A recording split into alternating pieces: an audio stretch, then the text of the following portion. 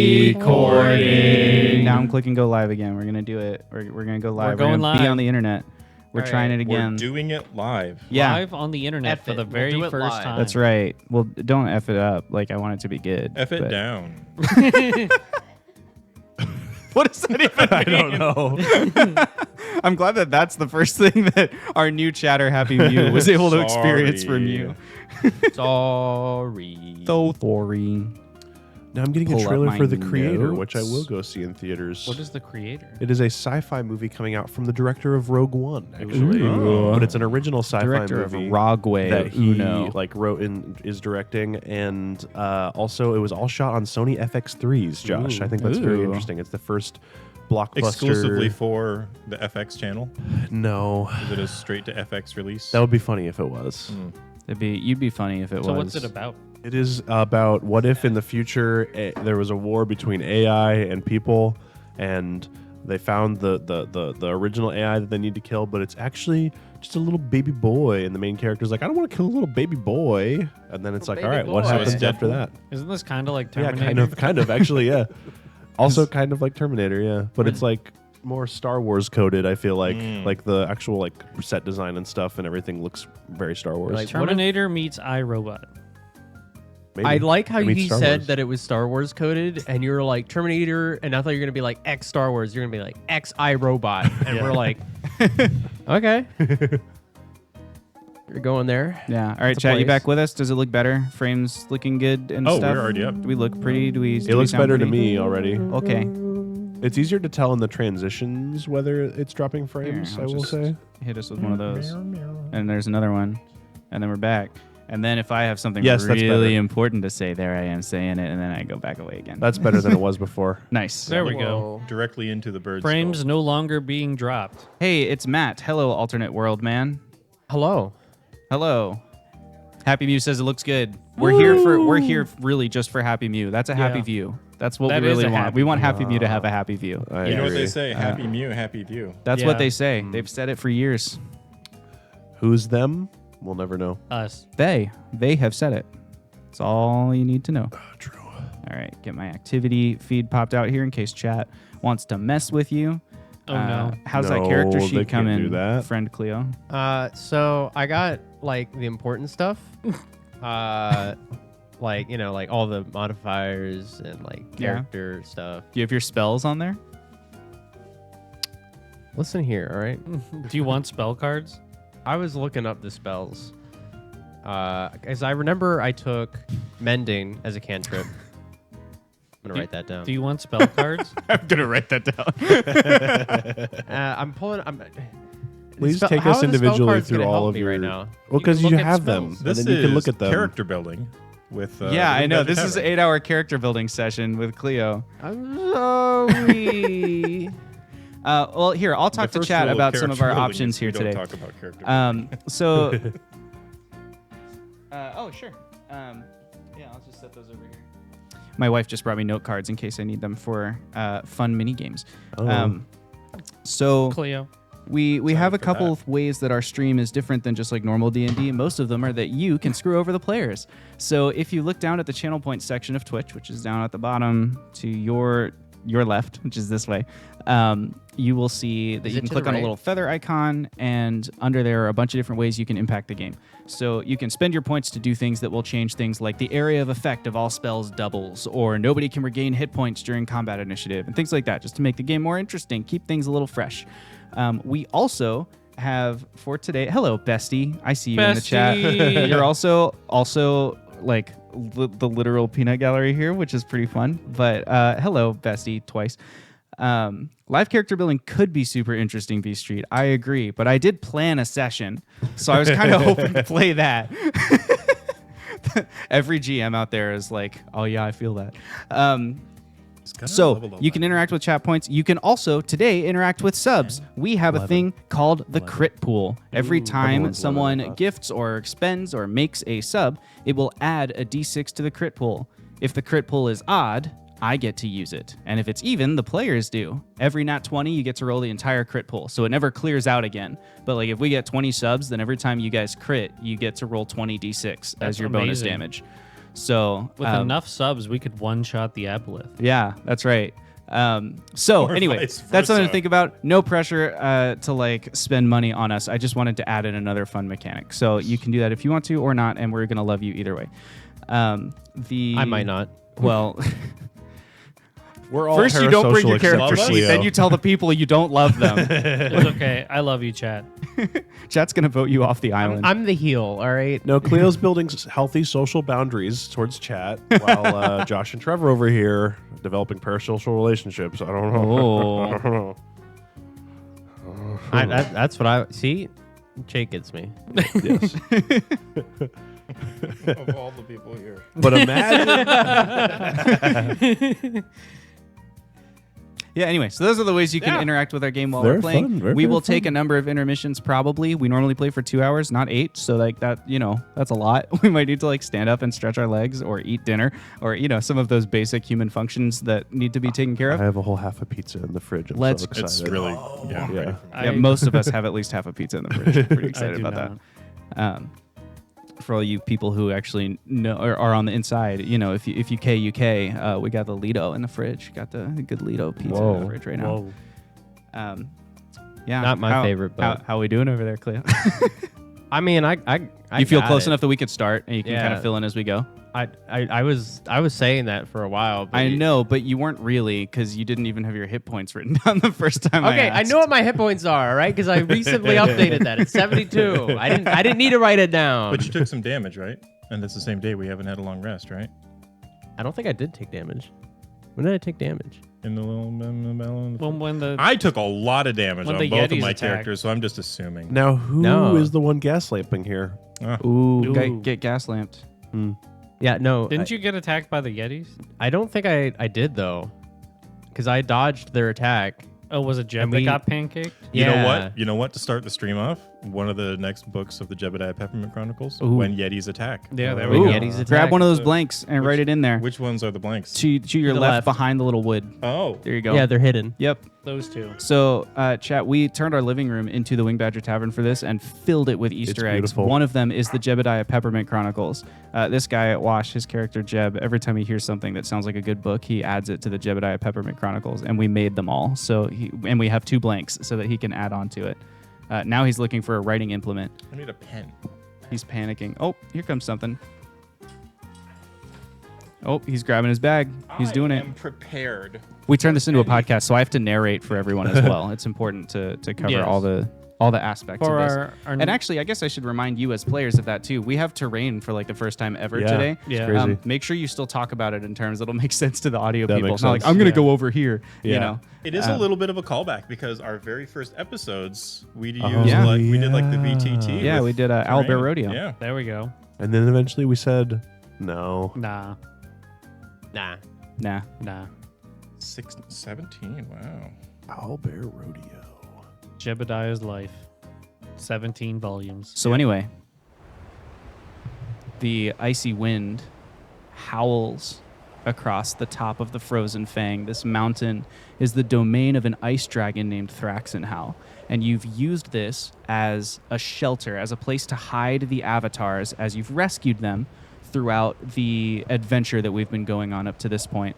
The avatars, somewhere safely tucked away in Thraxenhow's lair, are somewhere above you on the mountain. You are not quite to the summit. You can kind of see up to where the top of the mountain would be from here, but you have actually just climbed the mountain from the inside through a bit of a sneaky ravine that your monk friend Radford knew about from his youthful days growing up here, and getting, just getting into mischief as a young little monk dragonborn. He found this little crevice that you were able to climb up, and so you were able to sneak past the army that is besieging this mountain. We're here because an army has found out that you have hidden away the avatars of the gods here, and they would like to kill those avatars of the gods. So now you're sort of here as like part evacuation quest, and partly because Radford, again, who's kind of from this area, he thinks that he's got a lead on the last avatar who's missing, so that you can basically do the big magic ritual that will return the world to the way it should be.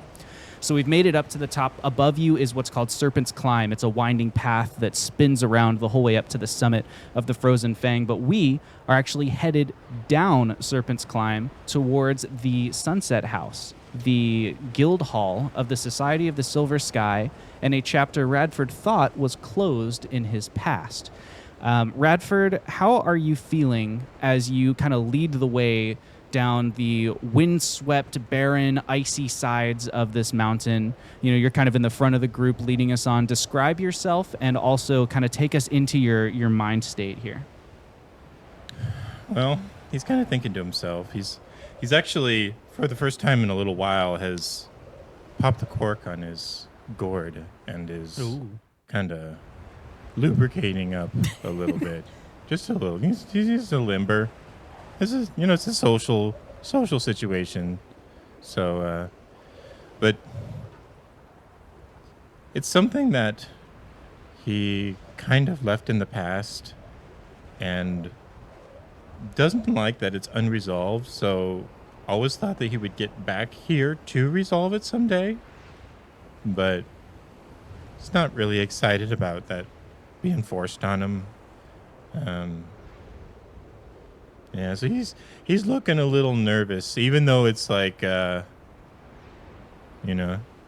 he's maybe a couple cups deep, and then like a couple more, and everyone, and then that's maybe, I don't know.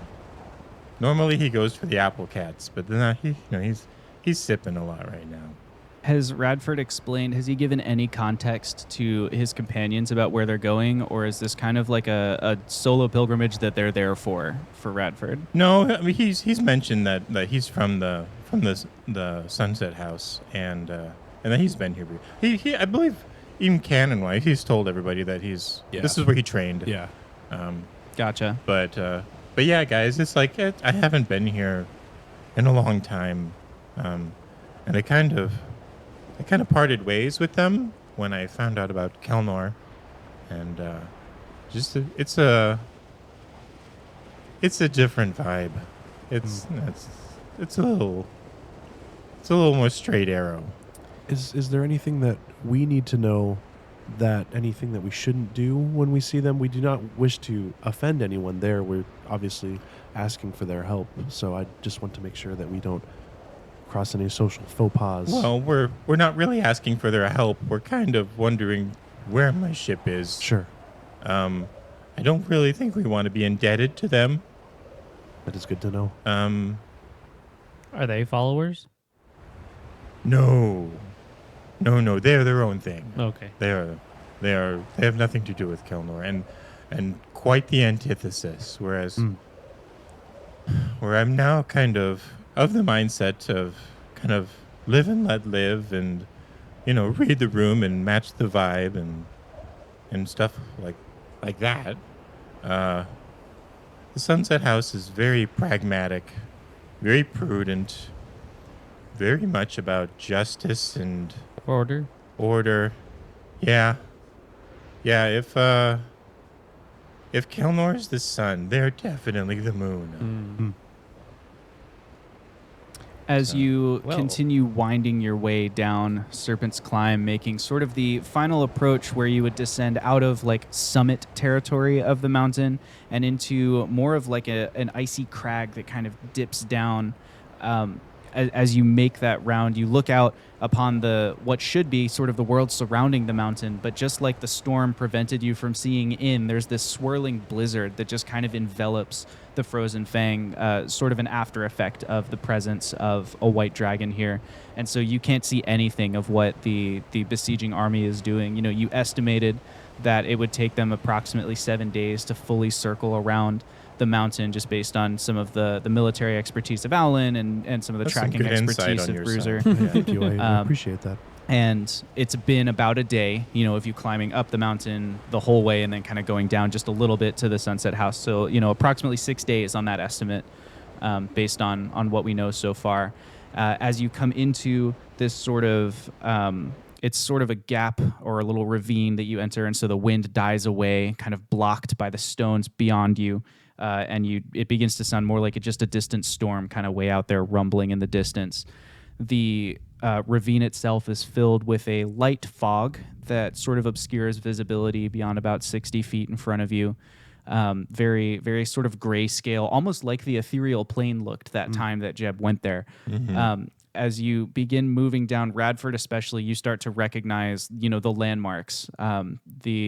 The Sunset House is a long-established guild. It's a place of tradition, and even though you've been gone for however many years, this ravine is the same. You can see kind of at the end of it where it widens out into a little bit of an overlook over the Darkwood, beneath.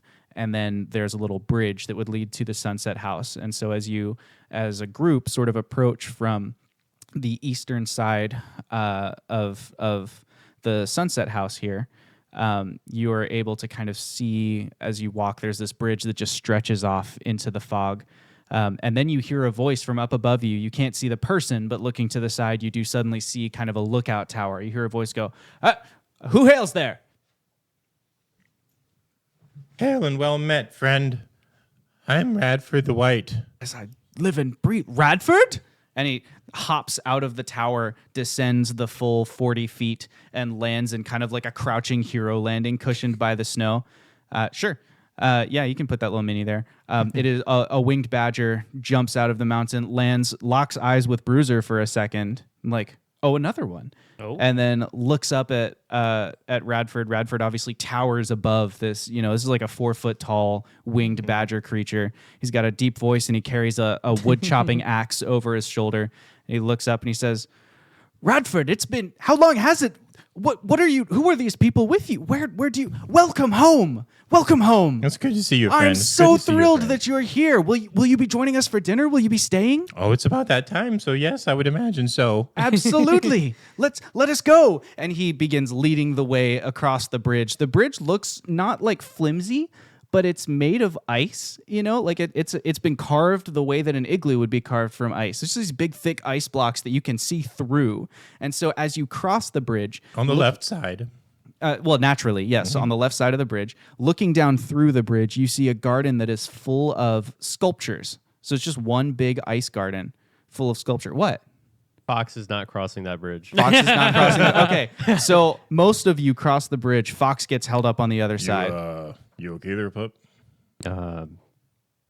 I are we sure that's I mean, they're already 3/4 of the way across. I was kind of waiting but what for if you. what if I'm the weight that I'll just wait for them to cross, then I'll cross. Bucks, if I was able to cross the bridge successfully, I believe that there is a 100% chance that you will cross the bridge successfully as well. But what if I'm the straw that broke the camel's back? That's not how the physics works. It's cold enough. I really don't want to burn a spell slot on you. No. Okay. I'll just We close can. my eyes. This is fine. Okay. Make sure you're walking straight when you close your eyes. Am I Jeb, going guide straight, him. Jeb? Am I going? Roll a dexterity check.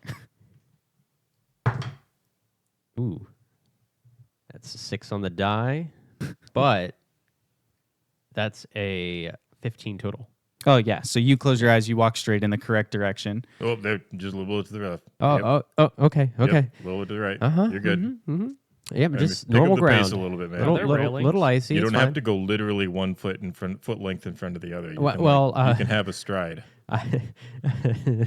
Easy for you to say. You're making me look like a fast walker. Okay. I'll walk a little faster. I'm sorry. No, you're good.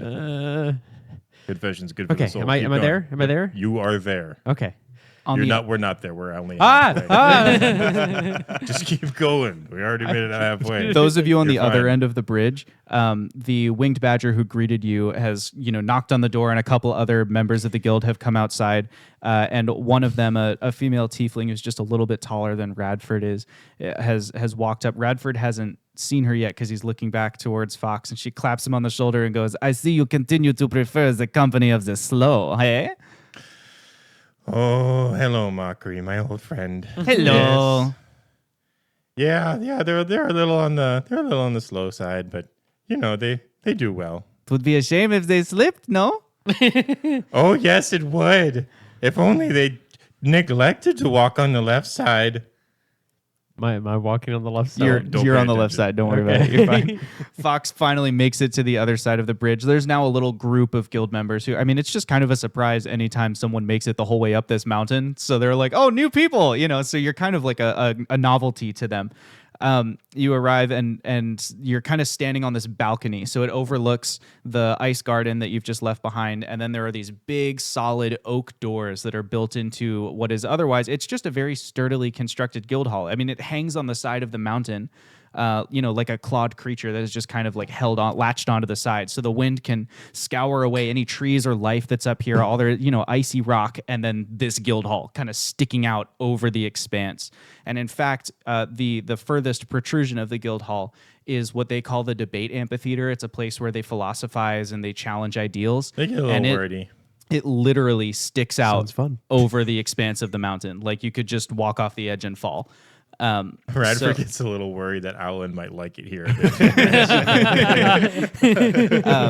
The crowd gets bigger and bigger until the balcony is kind of full of people who are half greeting Radford and excited to see him again. Half of them don't know who any of you are. And then over the full like height of everybody, you see this massive. It's a human, you think, but he's got like just a little tinge to his skin that makes you think maybe there's like some ogre or some orc blood or something in there. He's like 7 feet tall and 6 feet wide, right? He like by himself, he kind of is Almost a cube. squeezing to get onto the balcony. And Absolute he unit. he just towers over, and so he's looking down towards your dragonborn friend, who looks down on almost no one, or looks up at almost no one. He looks down at him, and he reaches out his hand, and he does some really complicated hand gesture, and then grins big.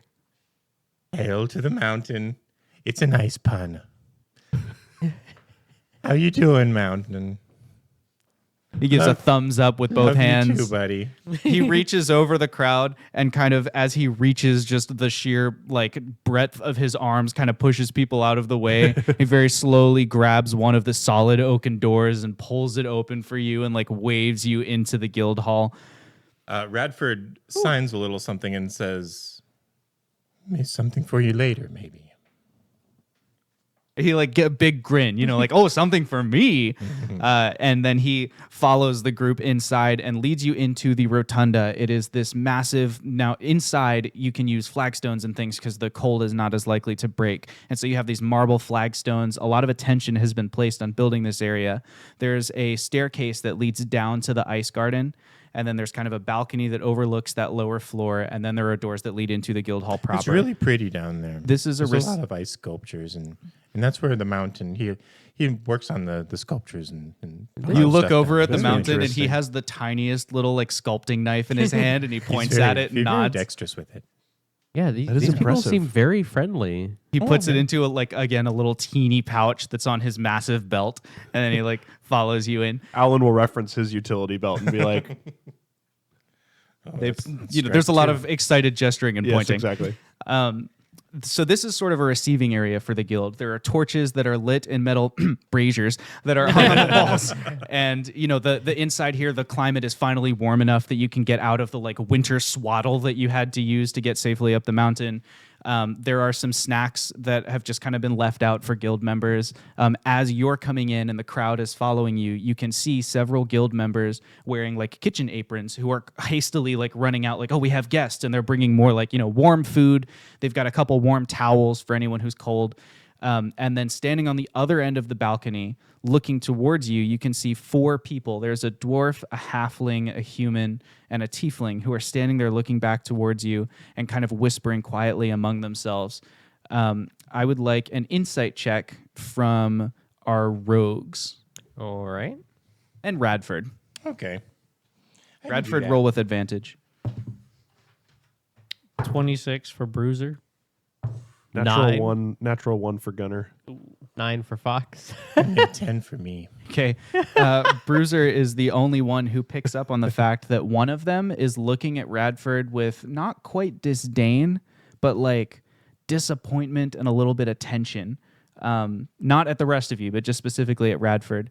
The monk, they're all monks. The halfling kind of steps forward from the group and stretches out her hands towards you and says, "Welcome to the Sunset House. It will be our pleasure to host you as soon as you have explained what has brought you to this frozen side of a mountaintop. Will you join us in a receiving hall?" Sure. Yeah. Most assuredly, Sol. Bruiser's grabbing snacks on his way in. Yeah, sure.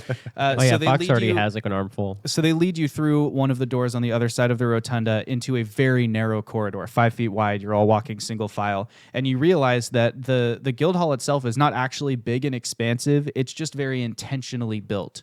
So they walk you down the line in the corridor. On your right, you can see, you're kind of getting a little bit of a tour between Radford and some of the other monks. So on your right, there's a library for study. On your left, there are a couple supply closets and storage areas. And then there's a large cafeteria, long tables down the center. And this kind of doubles as their receiving hall. So they lead you into this long, thin cafeteria that's like right in the center of the guild hall.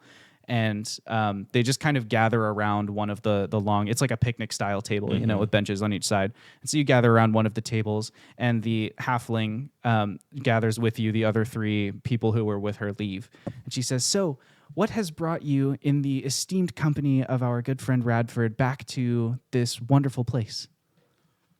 Sol Era, we come with a bit of troubling news and a minor plight of assistance. There is an army forming at the base of the mountain, an army of those who are under the influence of the aboleths. If you are aware of them, I presume you have at least caught wind. This is most concerning. The Book of Indeed. Diverging Paths does not mention a scenario like this one. An army should not be gathering at the base of this mountain until the mountain has erupted in fire. That sounds spooky and a thing that I'm not aware of, but that is the case. They are down there. We are looking for the airship that I found when I was here previously. I noticed that it was missing and there was an insignia of the house here. Yes, we felt it would not be prudent to leave a wreckage of a wooden construction on the side of the mountain where wind scours all. And so we transported it here. You'll find it in the Western Ice Garden. I appreciate that. We would have access to it, I presume. Of course. Yes, absolutely. We're not trying to prevent you from interacting with it or whatnot. We simply thought it would be helpful to you to find all of it here still. Very good. Our aim is to repair it and use it. But there is a matter. Well, Aulen, you are a bit of a soldier and a strategist. We don't know what the overall intent. Well, we're familiar with the overall intention of the aboleths. Correct. That is correct. But we don't know their immediate intentions and plan of action with their army here. But they are, well, boss, maybe I should leave this to you to explain. We believe that the army forming at the base of the mountain is here because the aboleths are aware that in Thraxenhau's lair, multiple avatars have been hiding there for safekeeping after we have rescued them from the clutches of the aboleths who were siphoning off their magical energy for their own evil devices.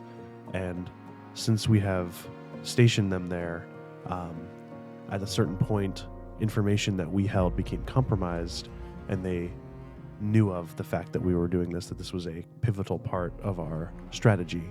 And so we came here as soon as we could in order to evacuate them, as well as if you are in need of evacuation, we would be willing to aid you here as well, and to repair the airship, to make contact with one of the only avatars that we need to contact left, which is K. Sol Eris folds her arms inside her small halfling-sized monk's robe, almost as if to involuntarily protect against a chill that isn't present in the room. And she says, "An army under the influence of the ancients is gathering at the base of this mountain? That is correct. Well, We have heard not of it?" do you have scouts that leave the area of the house and patrol the area around the mountain? Yes, from time to time we send people down to the Darkwood to harvest resources. The gathering has only begun very recently. The army only reached here a few days ago. Is this a DM question? Yeah. What's up? Does this seem off to Radford that they would be disconnected from this kind of quasi-prevalent information? It seems weird that they wouldn't know about something at the base of their mountain, but they're an aloof guild. They don't know about stuff in the outside world. They don't, they don't watch the news or anything. Yeah. The army only gathered very recently. If I may, Yes.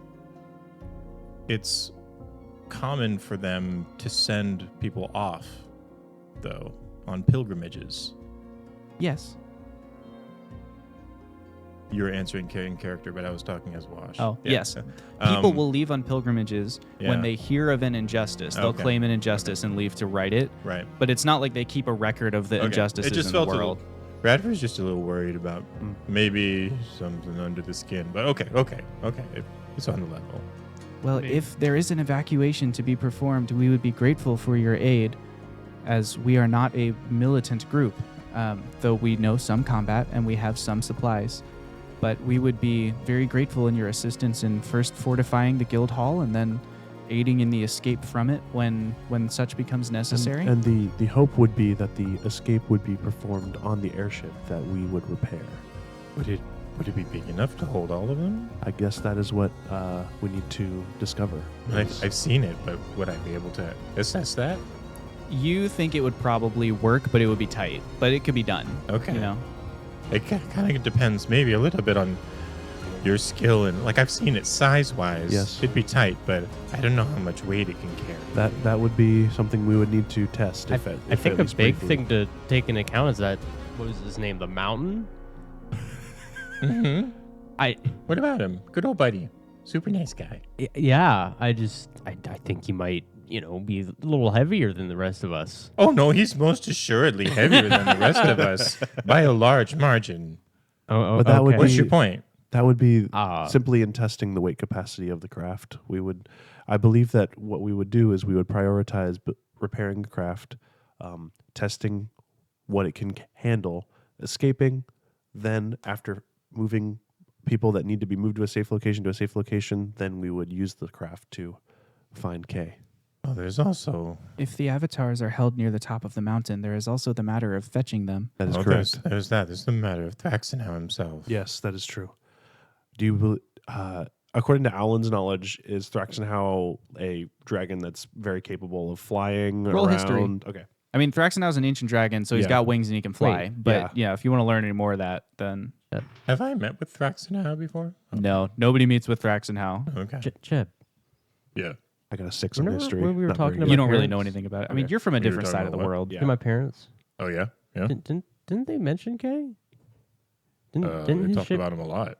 didn't his ship crash? Did it? I don't remember. DM, do I remember if Kay's ship crashed? No? It didn't. It did. Oh, I thought they No had, one's touched seen it. ground or something. No, they're pretty sure it's adrift somewhere. Oh, okay. I mean, I remember them saying like other ships crashed, which is probably like one like this one Oh. here Yes. is probably one of Kay's party fleet yeah. or whatever. Yeah. Okay, never mind. I'm then. going to add a die to the tension Uh, pool just for the passage of time. Bruiser wants to pull Aulen aside and try and speak quietly and covertly. Covertly. Yeah. Yes, Bruiser? Aulen, have we considered the possibility that people here might be compromised? I believe we haven't considered it fully. I believe that we may need to interact with them during our time here to see if we can Compromised in what way?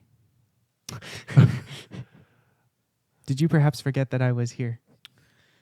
Well, we in our interactions with the aboleths, I'm not sure if this is something you know about them, but aboleths have the ability to take over the minds of and influence the minds of various people. Jeb And- is caught in a stare as this is going on. He's just kind of like 1,000-yard stare, just kind of Yeah. listening but focusing off in the distance. And it is not the fault of the person that the aboleth takes over. It's not their fault at all. They're not themselves at that point. But we have encountered situations where people that we thought we trusted were actually under an influence of an aboleth. And we just need to make sure that no one here who we're rescuing is under that influence. There is a way, it may sound quite elementary and silly, that we could easily check EGAP. everybody. The EGAP procedure. Everyone gets a bop. Everyone gets a bop, exactly, which is just generally through a certain amount of mostly harmless blunt force, one can Mostly harmless. dislodge them other, that can cause people to no longer be under the influence of an aboleth. You mean to tell? Let me see if I can summarize the information you've Yes. just delivered to me. So you have, without any particular invitation, ascended a mountain, brought 6 strangers to this guild hall. Well, 1 acquaintance and 5 strangers to this guild hall. You have brought with you news that we cannot confirm of an army besieging us, and your intent is to punch every single member of my guild. Whoa, That's whoa, not- whoa. That is not my intent at all. She just turns her eyes to Aulen. That is quite a humorous way of explaining that, and it does point out some of the absurdity of the situation that we are in. However, I believe that in voicing it that way, it can put into perspective how important what is happening is, and we can indeed confirm to you the news of the mountain, the army gathering at the base of the mountain. I believe fairly easily if you all have a known route that maybe wouldn't require extra machinery to travel down, so that we can get within view to show you the army gathering. We would be more than happy to do so. And regarding the punching situation, that does not have to be the method that we go about this with. I'm sure that we can devise another method to suss out any sort of Tap with a stick. It will not be necessary. It will not be necessary. It is a strategy we have employed before, but it does not have to be the strategy we employ here. This is the Society of the Silver Sky is a guild of those who know the value of prudence and who know the danger of inaction.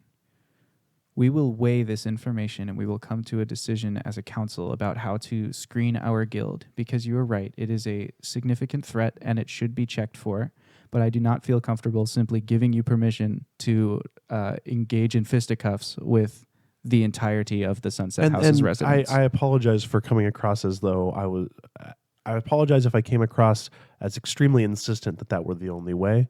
I do not wish to offend. For what it is worth, in the consideration of prudence, in the future, if you wish not to be seen as particularly aggressive, perhaps wearing any clothing under your winter wrappings would have helped to avoid the idea that you are a bit of a barbarian. Well, I don't appreciate that barbarian was used in a somewhat negative connotation in that sentence. However, I Alan, believe this isn't the hill to die on.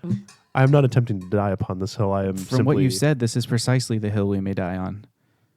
in a literal sense, that is correct. Not today, though. that- We have work to do. This is also correct. What I am trying to say is that while my demeanor at a certain point may appear quite simple, I hope to show in my actions and also in my skill that, in fact, my insight goes far beyond my lack of outer garments. Very well. He's also wearing more than he used to. He's got a tool belt and suspenders and glasses now. This is correct. This is more clothing than he used to wear? Yeah, so it's if anything, it would be quite prudent to consider it progress in the right direction. There are actually portraits of me that you could see from a couple of years ago where I am simply wearing this, and he kind of points to like what he wears over that area, and these, and he just points to his boots. It's quite embarrassing now when I think back on it, but it was a style choice.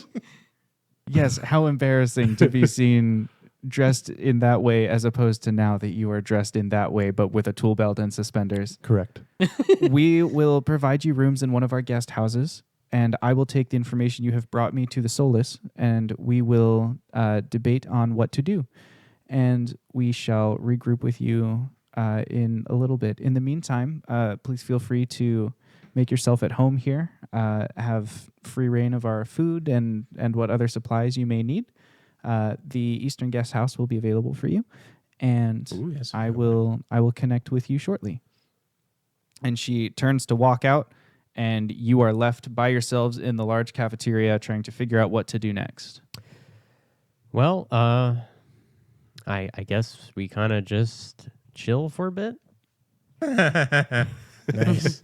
Nice. I think that chilling for a bit is definitely a part of what we're doing right now, as well as I would love to take a look at the airship. Yeah. We're already here in the dining hall. So let's Yeah. eat and Yes. have a meal and like put our feet up a little bit. We worked hard to And, get here. We did. Well, some of us, but we did. I'm probably gonna take a nap after this if you're all are. I'll help out with the airship. Yeah. I thought you were going to say you would help no, out with no. the nap. I don't know. No, yes, helping with the airship would be greatly appreciated. As you're having this conversation, the door to the cafeteria opens and a male Azamar walks in, long flowing golden hair, blue eyes, very similar to Aulen, except that his arms are full of books. And he walks in, he has this gentle, hushed voice, and he says, My old friend, Radford, you have returned. Baltivar. I am so pleased to find you safe. I mean, sir, Baltivar. Yes? There's a library voice. Well, we're not in the library. I know, You but can it's speak as you old will. habits. Okay, I was yes. trying to reaffirm them. I appreciate that. That's Very very much so. validating. Thank you. I You have something for you. have my something friend. for me. Oh, believe me, it's been on my back for a number of years. What do you You mean? know exactly what I mean. It is quite ready. It is not. It is quite ready. Well, let us begin. And he tosses the books aside, like just helter skelter all over the room, and Radford rushes over towards slings off his Radford. gourd and starts pouring out this. It's like motor oil cleaner, like it's engine cleaner. It is very strong stuff. And he says, Whoa. "You need to drink as much of it as possible, as quickly as possible, right now." So it is to be a race. Oh yes, very much so. Very well. And he sits down, and Aulen, you recognize the impression of someone entering a barbaric rage as he grabs the first drink and just chugs it back. And you know what that means. It means it's story time at the Winged Badger Tavern, and we will be right back. Zanir, Gontaeus, Kotix, Awara. Long ago, the four ancients created a world in harmony. Then, everything changed when the chat amped magic. Only Kelnor, master of good vibes, could stop them, but when the world needed him most, he vanished. 2 years have passed, and four adventurers have discovered a conspiracy, a company selling magic. And although their roleplay is great, they have a lot of XP to earn before they're ready to save anyone. But I believe they can save the world. Welcome back to the Winged Badger Tavern. I'm Josh, your Winged Badger Game Master, here for the first time ever in person with all my players who have flown in for my birthday to celebrate. Let's meet the characters in tonight's adventure. Start over Hello, I'm Cleo, and I took that prompt right away before I realized we were actually going to say words at the same time. I am a rogue, changeling, bard thing, and I am here to chill. I don't know how useful I'm going to be here, so... here. Do you want to tell us the name of your rogue bardling change Oh, thing? yeah, I should do that, shouldn't I? Hey, I'm Wash. I play Jebediah Peppermint, the gunfolk mole wizard who spits fire and inspires fit. I also play Radford the White. He's a dragonborn monk, and this is like a little bit of his backstory, but things are going to be happening. Things are going to be happening. Yep, things. Hello. Go for it. I am Trevor. I play Bruiser, the winged badger inquisitive rogue, who is just kind of chilling right now. You know, this is something new for new. Gonna start a experience. tavern one day. Yeah. Yeah. Oh. Yeah. Rogue chillin'. Hello, I am Jake, and I play Aulen Woodrear, the Azamar Barbarian Artificer, as well as Gunnar Jackson, the Mastermind Rogue Demolitions Expert. Gunnar and L. Jackson. Gunnar. And also, I'm going to keep looking to my right at nobody throughout this stream because I'm so used to when I'm on my webcam, whenever someone else is talking, I do this thing where I kind of like look off to the side and be like, invisible person here. That's who I'm looking at. But there's now that we're in person, I only should look this way, but I'm so used to doing this. There Yeah. are visible people Jake, here. I'm at here. this- I'm at this right table. here. We're so- here with you, buddy. I know. I'm still We're here with processing that you. we're in person, so I'm just going to look at the wall sometimes. And I'm Josh, your Wing Badger Game Master. I play everybody else. So with all that out of the way, let's jump back into tonight's Dungeons & Dragons adventure. We've established that you have a couple of goals in this sort of... We're in kind of the calm before the storm here, right? There's an army below that's unfurling, but it's not ready to attack. We've figured out that we need to go and reclaim the avatars who are currently hiding up in the summit of the mountain. We figured out that we need to repair the airship. It looks like we need to find definitive proof of the army to get the Sunset House on board with us. And we've also figured out that Radford is probably not going to be much help with that, as he appears to be getting roaring drunk with a librarian friend of his. At least on this first night.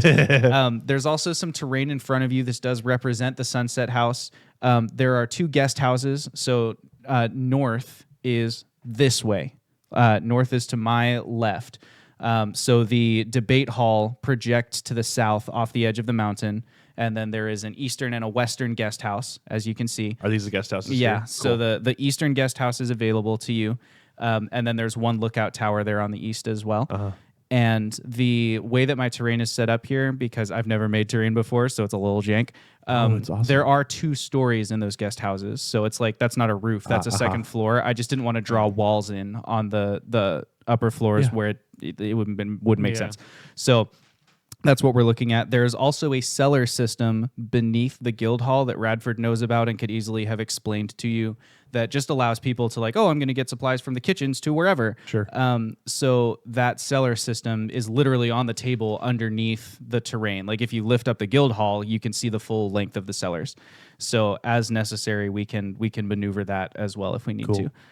But that's the terrain that's in front of you. So of those things, we're going to kind of, time skip is not the right thing, but kind of, it is your choice how you want to divvy up the labor and approach those problems and all that stuff.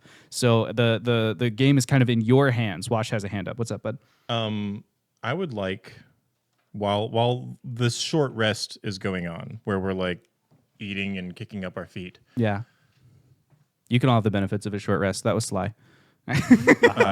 Jeb is stuck in his mind, and I think it's time to make that roll. Yeah. Ooh. For the first time. All right. And if I remember correctly, it's just a straight D20 roll, correct? Yeah, the first time it's a D20. Yep. We love it when Josh gives our passes or characters fails. trauma rolls. Yep. Sometimes your characters do be getting traumatized. Yep. That is a 7. That's a 7. It's just not quite enough. Jeb is stuck there, and instead of piercing the fog, it's almost like the fog extends into his outward senses. And so for about the next day, or maybe the next half day, whatever, he's just kind of constantly getting these little flashes of like, oh, I'm surrounded by walls. Suddenly they're the walls of Summit Tower again. And it just kind of puts him back in that place. You can treat this as a layer of fatigue for Jeb. And it will go away the next time you sleep. Like your next long rest will clear it. I think Bruiser definitely wants to go look at the airship and start performing like maintenance on it. Yeah, I was going to say, Aulen's priority is also going to be the airship.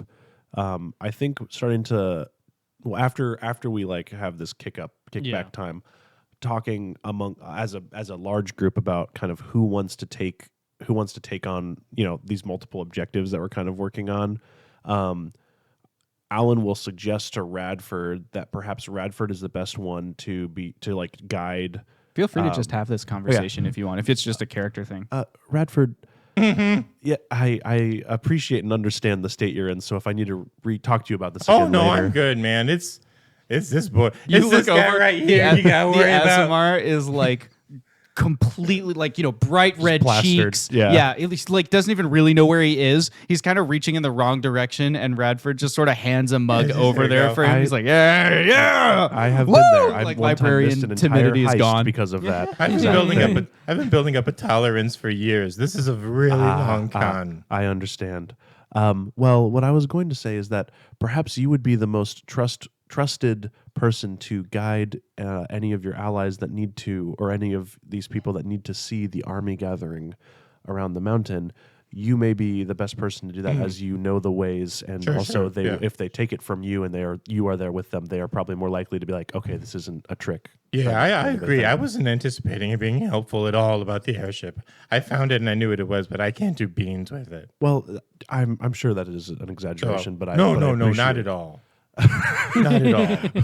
Well, either way, it seems as though Bruiser and I will take head on Very the, good. on the airship. Yes, Don't Fox? worry. My character name being Fox. Yes. Thank you for calling me my We all name. knew that. Um, You okay? You didn't sip some of this. It's not meant for you. I may have snuck a little sip. Oh, there's a Constitution save in your future, sir. Go ahead and roll that. That one. Nat 1. Fox is find the instantly beds. every bit as plastered as the librarian. I'm gonna find the beds, and I'm gonna secure the beds. They need securing. Yes, I agree. They're gonna be the most secure I'm beds so you ever sorry. That was seen. appreciate irresponsible that. of me to leave it out. No, it is okay. Beds. Yes, I think that is a great role. For the you to librarian turn on. puts an arm around Fox's shoulders and he goes, "Beds, I bet you that I can drink more of this than you can drink." I already lost that bet. Beds, all right, give me another one. He like reaches towards Radford. And I don't know how urgent it is. I think that it may be fairly urgent for perhaps Jeb. Jeb, Yeah. are you? Yeah. What? Are you all right? Yeah, I'm fine. Yeah. Why? Okay. Why? No reason. We can talk later if need be. But Okay. I believe that perhaps Jeb and Gunnar, you may be the ones to take on the role of locating the avatars and Thrax and How. Oh. Okay. I know that that's a lot, and if you feel as though that may not be in your wheelhouse, we can No. adjust. If there's only a couple. You afraid of heights, big guy? Not really. I mean, Okay. we got here. Well, I mean, but I mean, like heights, not like being in a high place, Oh well, being above a lot of nothing below you. not as far as I know. Haven't really tested it. Oh, we'll test that theory. Yeah, I then. guess. Yeah. Okay. Um, Nice. but- My friend Jeb's gonna do it right. Oh, he would hate this so much. From what I can tell, yeah, completely and right. Yeah. He's the best blowy up guy I know. I Please, appreciate Oh, really? that. I We need appreciate to that talk a lot. about this. please don't blow up the yeah. mountain. Do you have This is good. Oh, I'd never. Boom! It's gonna be great. That's we don't need to blow What's up the your mountain. biggest explosion you've ever done? Well, one time I blew up an entire Summit. You were there. Really? You were there I don't remember. when I blew up Summit Tower. And Jeb goes into his 1,000-yard stare. I'm sorry. I know that might be. Do I need to make another roll? Traumatizing. Sure, why not? I'm sorry. I didn't mean to. That was. That's a 2. That's a 2. That's a 2. No success. Second round of fatigue. Oh. I'm. What So is sorry. it's traumatic? He was. I'm sorry. He had a squid thing in his brain space, I'm so sorry. and he was. probably not feeling good because he needs a drink. He needs Where's a the drink. Let's He give him needs a a drink. drink. Yeah, okay. Here, little guy, have some of There you this. go. Hands a mug over towards Jeff. Beep boop boop beep beep. Oh, no. I don't. What? Yeah, it says make you feel better. No. It made me feel better.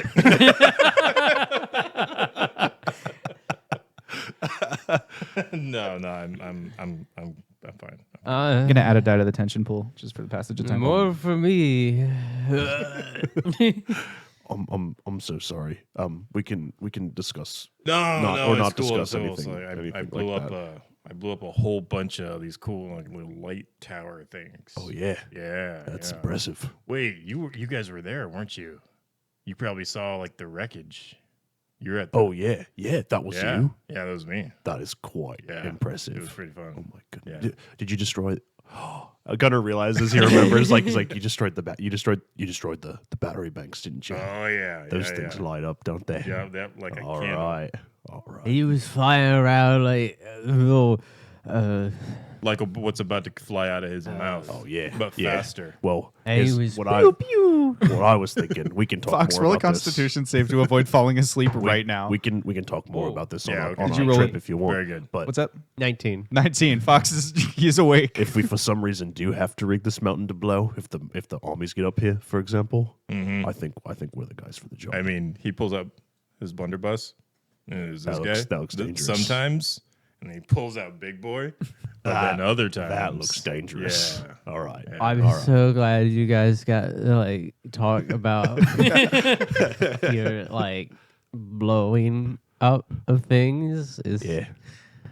so nice to watch. I kind of want to put like some of that in a bottle and use it as a weapon. Like, Gunnar pulls out the Nomengard grenade. You ever seen one of these before? I want to now. Whoa. Well, be careful with that. Yes. We Hide don't the want to piss off drinks. Thrax and Hal. Drink. Hide. Well, anyway, we're gonna fly. Yeah, yeah, So yeah. we'll see you guys later. And Jeb's going to. Well, and then Aulen will point out. Aulen will say, "Well, and these aren't things that we have to do at this very moment. If we need to take an evening to rest." There's a loud scraping noise as Fox and the librarian begin trying to get all the drinks and stuff as far away from Gunnar as they possibly can. I mean, that's fine. Aulen will continue though. If we feel as though we need to take a night's rest before beginning all of these things, that is fine. I believe that Bruiser and I should take a look at the airship before the evening. Yeah. But We as gotta far as figure out what parts we need. yes, exactly. But as far as the two other tasks as being things that require leaving the house, I believe that it might be prudent to sleep on those things before heading out now. Okay. Yeah. Your call. Yeah, I think trust that your that would be judgment. good. So that we're all just ready for the thing. You want to make a pillow fort? Whoa, dude.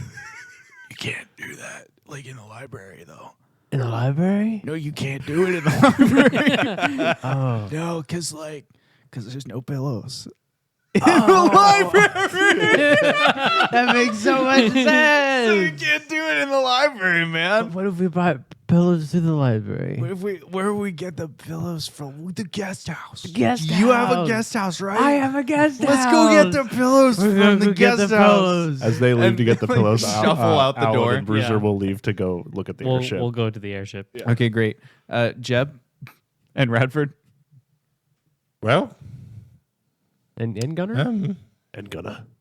yeah. I mean- guess you two go get some rest, and Yeah, I'm ready I'm to just sleep. gonna walk around, say hi to some people. Maybe I'll hit up Mockery and see Okay. what's what. Yeah, I mean, I'm gonna hit the hay. Okay. Yeah. I'm not feeling so great. I'm gonna get some shut eye. Okay. So let's divvy up the characters as necessary. And I think let's start by following Bruiser and Aulen over to the airship. The airship is down here, right? The airship is in Or over there? over here on this side, in the western ice garden. Hopefully, I said that right the first time, but that's where it is now because I don't remember what I said. No, last it's okay. I don't know cardinal directions. What about So- crow directions? No, but sparrow directions. I Oh, do those ones know. are There good. we Cool. go. Yeah. So you head over to you start maybe on the bridge above the ice guard, and then you kind of head down there to get a more close look at the airship. And as you're looking at it, you start to get like the impression of what happened. I would like Aulen to roll an artificer tools check, and I would like a Bruiser to roll a history check. And even if you're not trained in it, treat it as though you were proficient because it's a vehicle. Okay.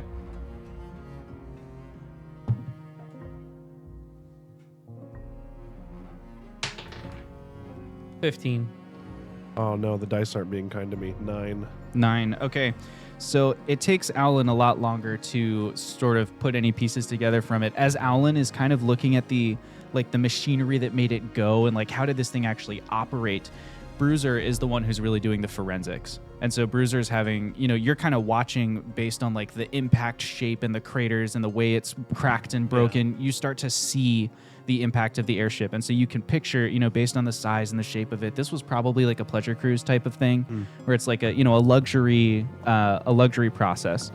And so it's probably a lot of rich nobles and people who can't really take care of themselves out in the wilderness. Yeah. And you can start to see the day when the darkening occurred, and all of a sudden there was no propellant, there was no thrust. And so whatever direction it was going, it looks from the way it impacted like it was mid-turn.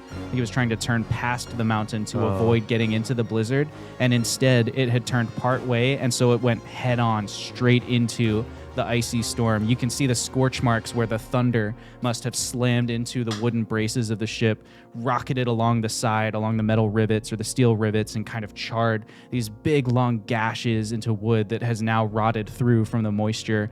And then as the ship continued on its path, you can see as it began to list, you can see the damages and the dents as, everyone's possessions slammed into one side of the ship until it finally came to a rest, slamming deck first into the mountain and crushing around it. So all these nobles who are on the deck of the ship trying to hang on to something for dear life, they're hanging vertically, holding on to railings above, or they've fallen to the railings below and are kind of glomping on, and they just slam into the mountain. You can see, the blood spatter and the evidence of this was not a pleasant landing. It was not a soft landing. And most importantly, the landing damaged pretty much every system on the ship. You're not a ship pilot specifically, but the general workings of a vehicle. So you can see okay, this thing was probably to do with air pressure at high altitude. That thing's broke. This thing over here has to do with steering. That thing's broke. And it just every system on the ship has been destroyed. It's going to need basically, you're pretty much starting from scratch, but you have some wood supplies to build the thing out of, Aulen, as Bruiser's kind of recounting all this to you, it's sort of, you hear it and you retain it, but it's kind of in one ear and out the other because you're over there studying those broken systems. And so you're looking towards them and you're like, yeah, I think some of these could be repaired. But what you would need to do would probably take a while. You think it's probably 2 or 3 days to get, for each system. So it's 2 or 3 days for life support, 2 or 3 days for thrust, 2 or 3 days for steering, and 2 or 3 days for the rest of the automated system, basically the conveniences, lights turning on, internals, things like that. So you're probably looking at a total of, depending on how you rolled, 8 to 16 days of repair time. Okay. I have a DM question real quick. Yeah, what's up? Has it been one lunar, or has it changed lunar cycles since the last time Aulen summoned council from the rod? 100%, yes, it has. So it's changed lunar cycles. And it is, we are headed towards, based on your estimate with the army, after tonight's long rest, 5 days until you think they're ready to begin assaulting the mountain. They would still have to get past the Darkwood and climb up and whatever that means, but 5 days till they're ready to go. And the estimate that I think right now would be 8 to 10 days to get 8 to 16, depending on how you rolled. Oh, man. That's, the best set of rolls would finish in 8 days. Okay. The worst set would finish in 16 days. Right. You could obviously come up with ways so that it's not just Aulen working on it, and maybe that could speed things up. But that's kind of your initial assessment of the ship as the two of you are kind of looking at it. I believe, based on what we saw on the way here, that we have probably about 5 days until the army begins the assault. Now, it would take a few days for them to even reach close to here, but that isn't exactly a corner I'd like to brush up against, if that makes sense. And this is definitely seen some better days. Yes, from what I can tell, based on what you told me and what I have seen here, it would probably take at least 8 days. I think step one is just making a list of everything we need. Yes.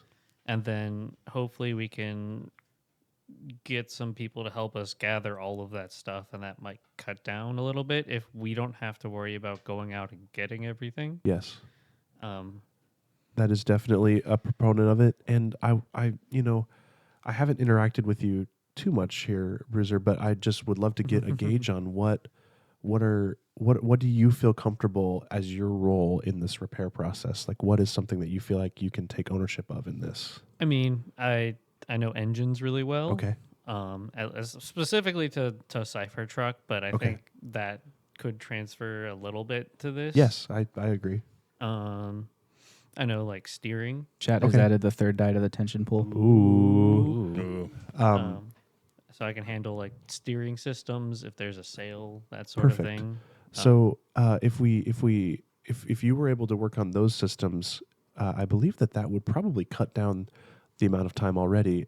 So, Josh, if Aulen were to take care of some of the other systems, but Bruiser focused on the steering and the propulsion, would that save some time already? Yeah, 2 to 3 days per system. So if Okay. you did them side by side, you would cut 2 to 3 Okay. days off Okay. your work time. So that is great. So I believe that is a great starting point as far as working on those things. We'll definitely need someone who knows carpentry because I don't know much about like Yes. whole building. Yes, I don't know quite so much about that necessarily either.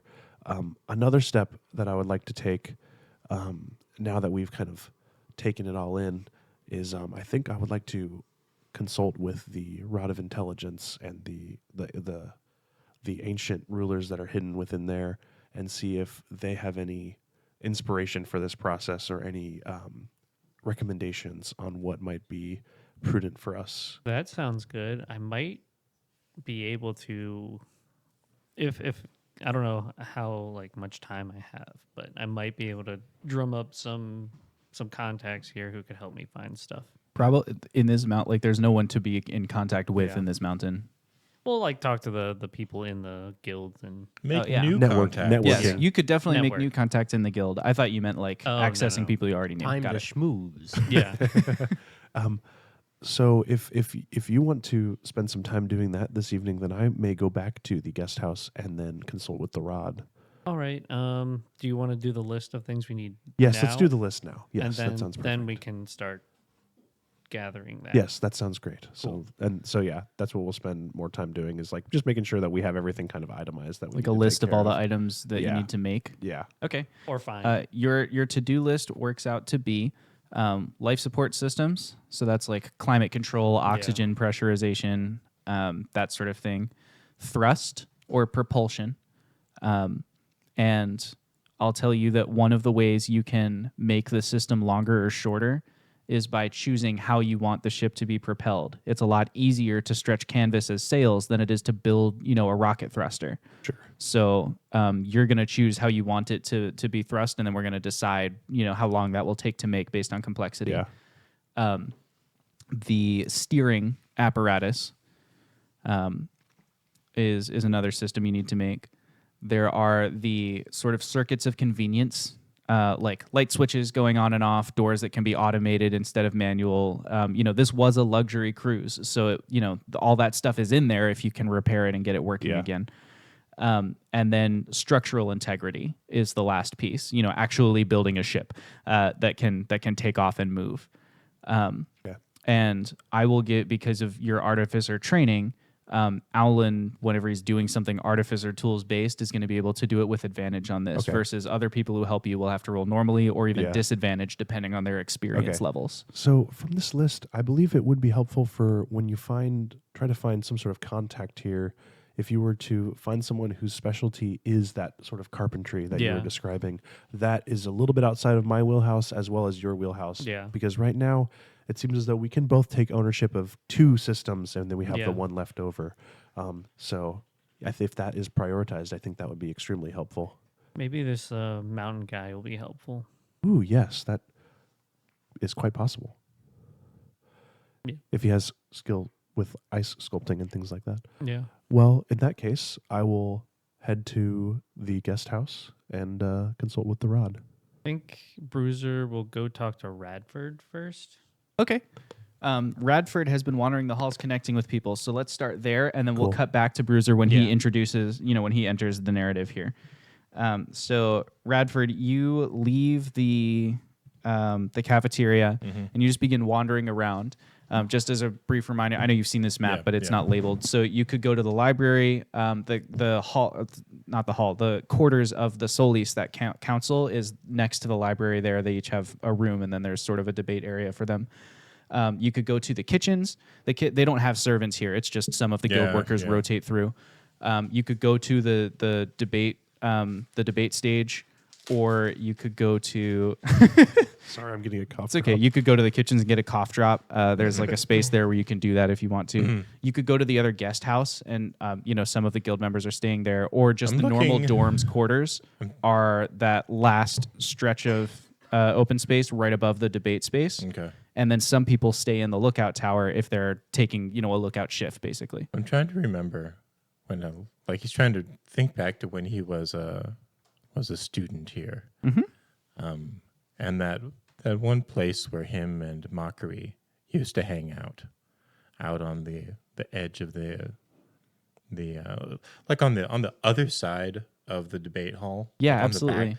So you kind of have the outer wall to your back. There's like a bit of a ledge out there. Yeah. He's going to walk out and see if she's hanging out there. Yeah, absolutely. So he walks into the debate hall, which is this big open air amphitheater. So it's cold out here again, which obviously for him being Feels an ice better. dragon doesn't really mean that much. Yeah. There's a large stage it's a proscenium style stage. So it protrudes out and then has kind of a semicircle. And then there are rings of like bleacher style seats. And then at the So end he'll of climb up over to the top of it and yeah, hop over the edge. Exactly. And climb his way down to that little jetting protrusion. precisely. Yep. And on the other end, there's just a little bit of land that kind of sticks out past there that's providing like the reinforcement for the wall. It comes down at a grade. Enough for him and to so at hang the his bottom, feet off over the exactly. cliff. Yep. So just enough for him to hang his feet off over the cliff. And just as it was however many years ago when a young Radford was there hanging out with his friend, there's Mockery smoking a cigar. The little tip of it kind of burning bright in the otherwise swirling fog that's surrounding the guild hall. Sitting there, she hears you coming and looks up and says, "Hello again." Hey, girl. And he sits down next to her and pulls out an apple cat and joins her. And it's good to see you again. It's good to be seen. You look like hell. I feel a little bit like hell, but also a little bit like heaven. Did you climb the mountain the way I think you climbed the mountain? Oh, you know it. Straight How? from the belly of the beast. How did you climb that? Well, I tell you what, just like old times, how about a tail for a tail? And he like twitches his tail a little bit. Depends on how good the tail is. You drive a hard bargain. Okay. And Radford will elaborate on the mechanisms and how it was quite an interesting experience to go up that tunnel as opposed to sliding down like normal. And yeah, so in the end, seatbelts suck. Safety harnesses are the worst. And they're just completely useless anyway. But boy, it was a time. So is really true then. There is an army. You're not just making this up to try and, get the solis to overlook the condition you left things.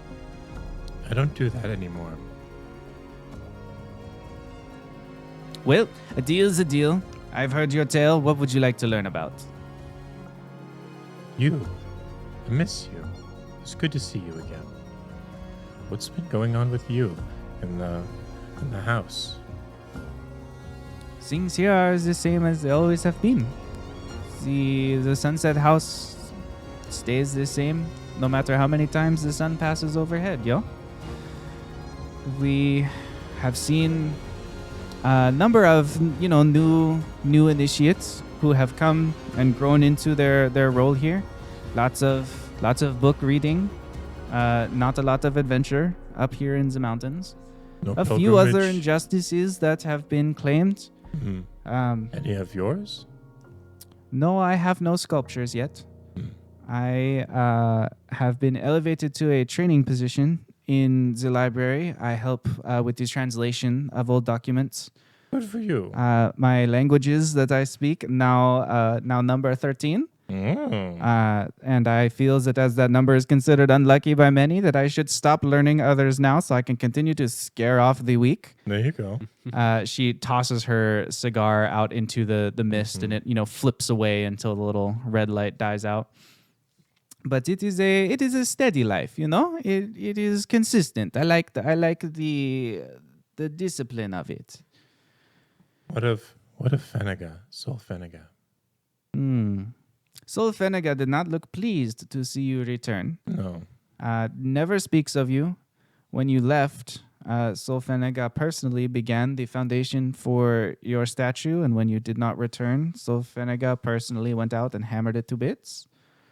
So that seems like a negative impression that I might take away from it. But the Solis, they are more isolated than perhaps they used to be. They spend a lot of time, reading, especially studying from the Book of Diverging Paths, and trying to determine what will happen and when without going out into the world and experiencing any of it, Yeah. I question the prudence of that method. Dangerous business here to question the prudence of anything the Solis do.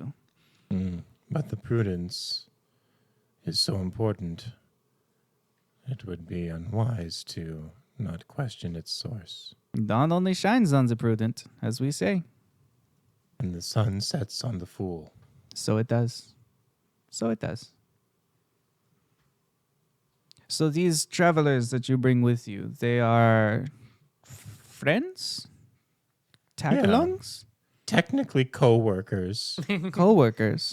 Yeah. You have taken up employment. It's a... Technically, I haven't been paid. That's So kind of debatable. So you left the Sunset House to take up employment for which you are not paid. One might consider it prudent to get them to help in my endeavors by making them think I'm an employee. They're very structured in their minds like that. So you consider them They're colleagues. assets, tools to be used? No. Maybe at the beginning. But there's something bigger going on.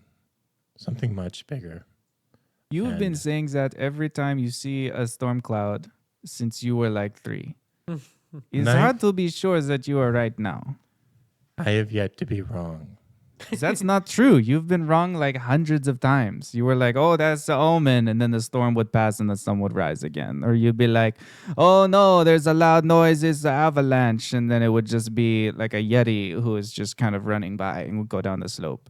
Yetis are very formidable foes, and you know it. But they're not avalanches. They look like walking avalanches. I respect that your eyes are stupid. And I respect that your horns are in a very awkward place. They're on my head. What do you mean by that? Your horns go up, mine go back. Mine are better. If I want to stab somebody with my head, I can do it. If you want to stab somebody with your head, you have to be like, oh no, big threatening person, please stand If behind me, I but don't want take to any hit attacks so that I will can punch them in the front smack my and I head will stab backwards them from and then behind. try and magically turn around It's and a see how the damage was, stealth but that pulls your horn out advantage. so you don't. I just stab the horn in and Can you twist walk and then on they are water dead. yet? Of course I can walk on water. That's Well, like cool. elementary behavior things. Can you walk up walls yet? Yes, I can. Oh, fine. Okay, that's cool that you can do that too. I see that you've been growing even though you've been away from the Sunset House. Sounds like actually you're kind of badass. That's I kinda miss cool. you, Mockery. Yeah, I miss you too. Cigar. Here, you can have an apple cat. And the trade Yeah. happens. Mockery snaps her fingers and a small little flame Oh, erupts. do me. Okay, she snaps her fingers again. My nose. A little lower. Thank you. Yeah, you're welcome. And as she kind of subtly slips the tinderbox that she's using to pretend she can do any magic back into her, which she's done this trick since like ever. She Yeah. slips it like back into her pack. Now you see, if this goes the way that these guys are saying that it's going to go, Yeah. that'll be back. So that would be very cool. A lot of people's lives will be improved by it.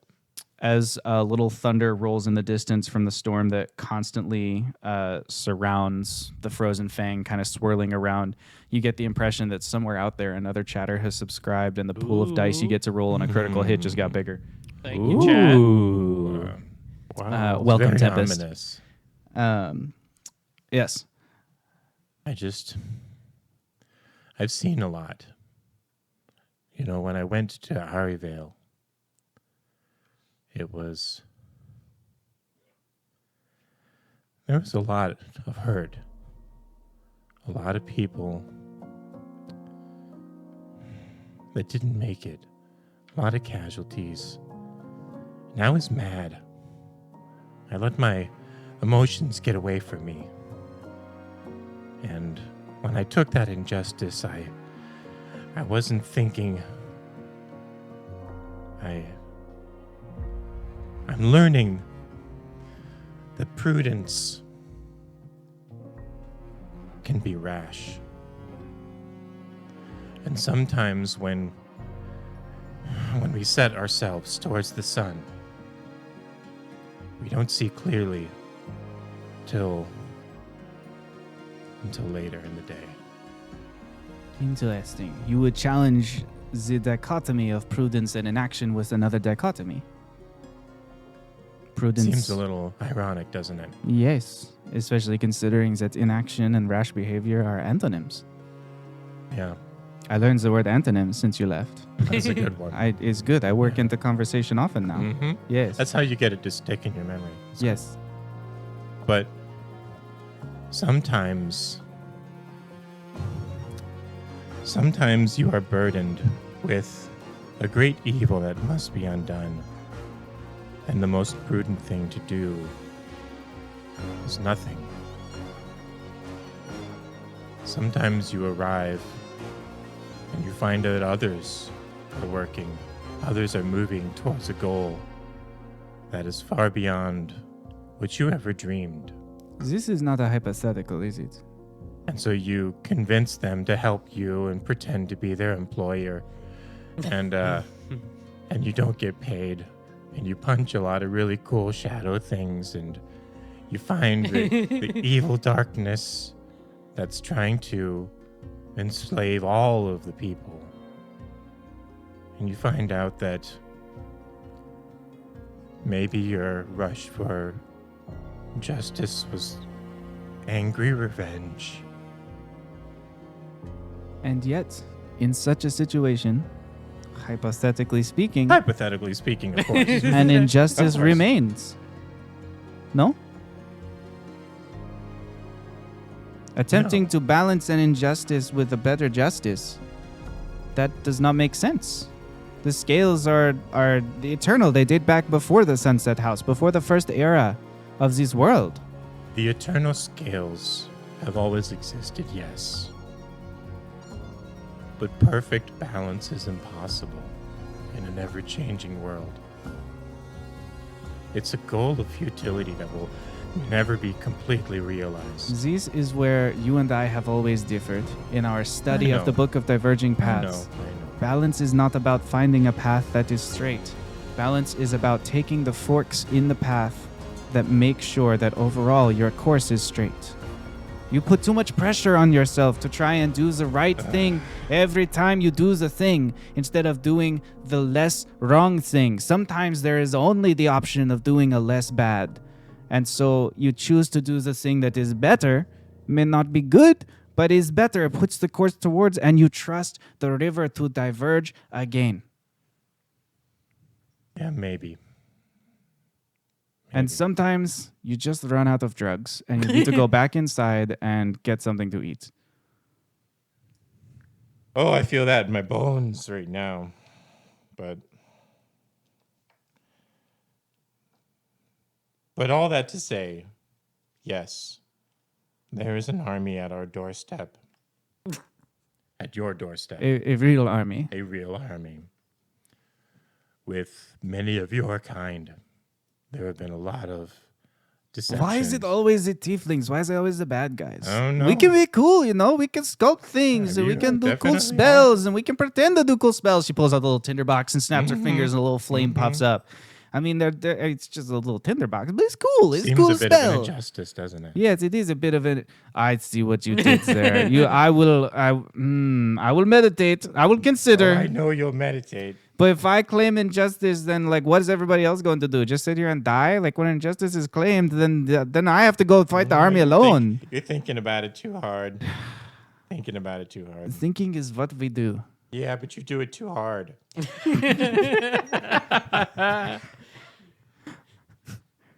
Got you with that one. What would you have me do? I don't know. Neither do I. Yeah. somewhere behind like the wall, like in the amphitheater, you hear Bruiser's voice kind of echoing out, calling for you. Oh, Radford, I finally found you. oh, drat. Well, it looks like our. Sounds like your companions are calling. Yeah, You're an employee. You better go to work. Ah. sounds like destiny is calling. Oh, why'd you make it all existential? Because man? I'm cool. Like, I don't think, but you can't. It can't. Everything can't be existential. you know what? It's all about the vibe, This- and sometimes you just gotta maintain the proper one.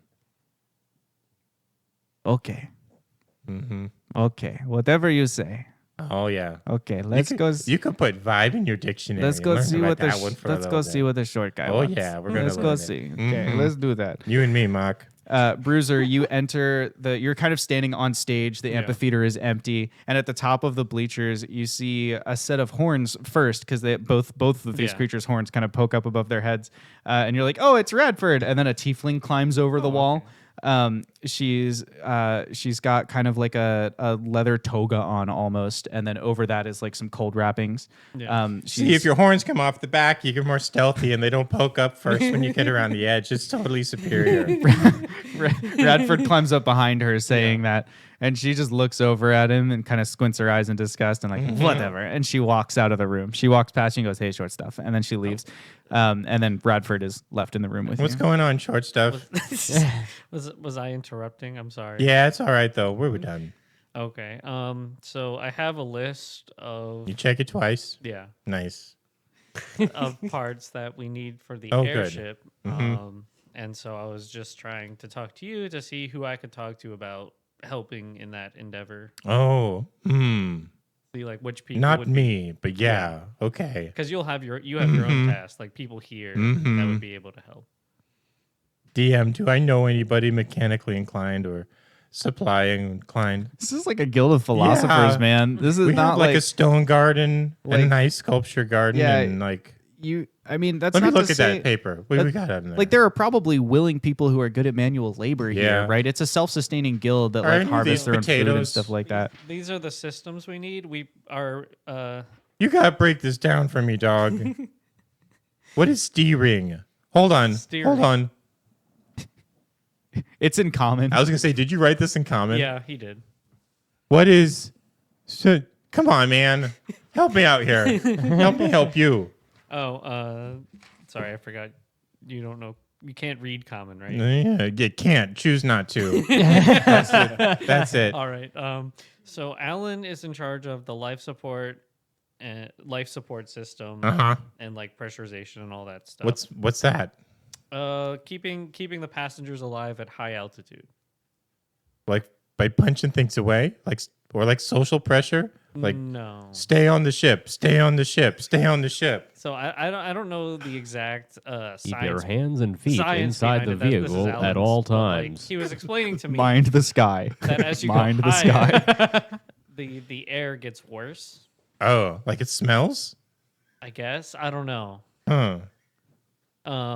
You Smelly realize how air. little help I'm going to be with this, Mind I'm the just looking- smelly let's see. air. Is there anyone who knows like carpentry here? That's what we really need. Is but someone carpentry. someone who's good with woodworking. I mean, the mountain's good with ice working, Yeah. but that's not going to last long if you make a ship out of ice. No, it won't. Ice is basically wood. No, it's not. The drunken fox random staggers in.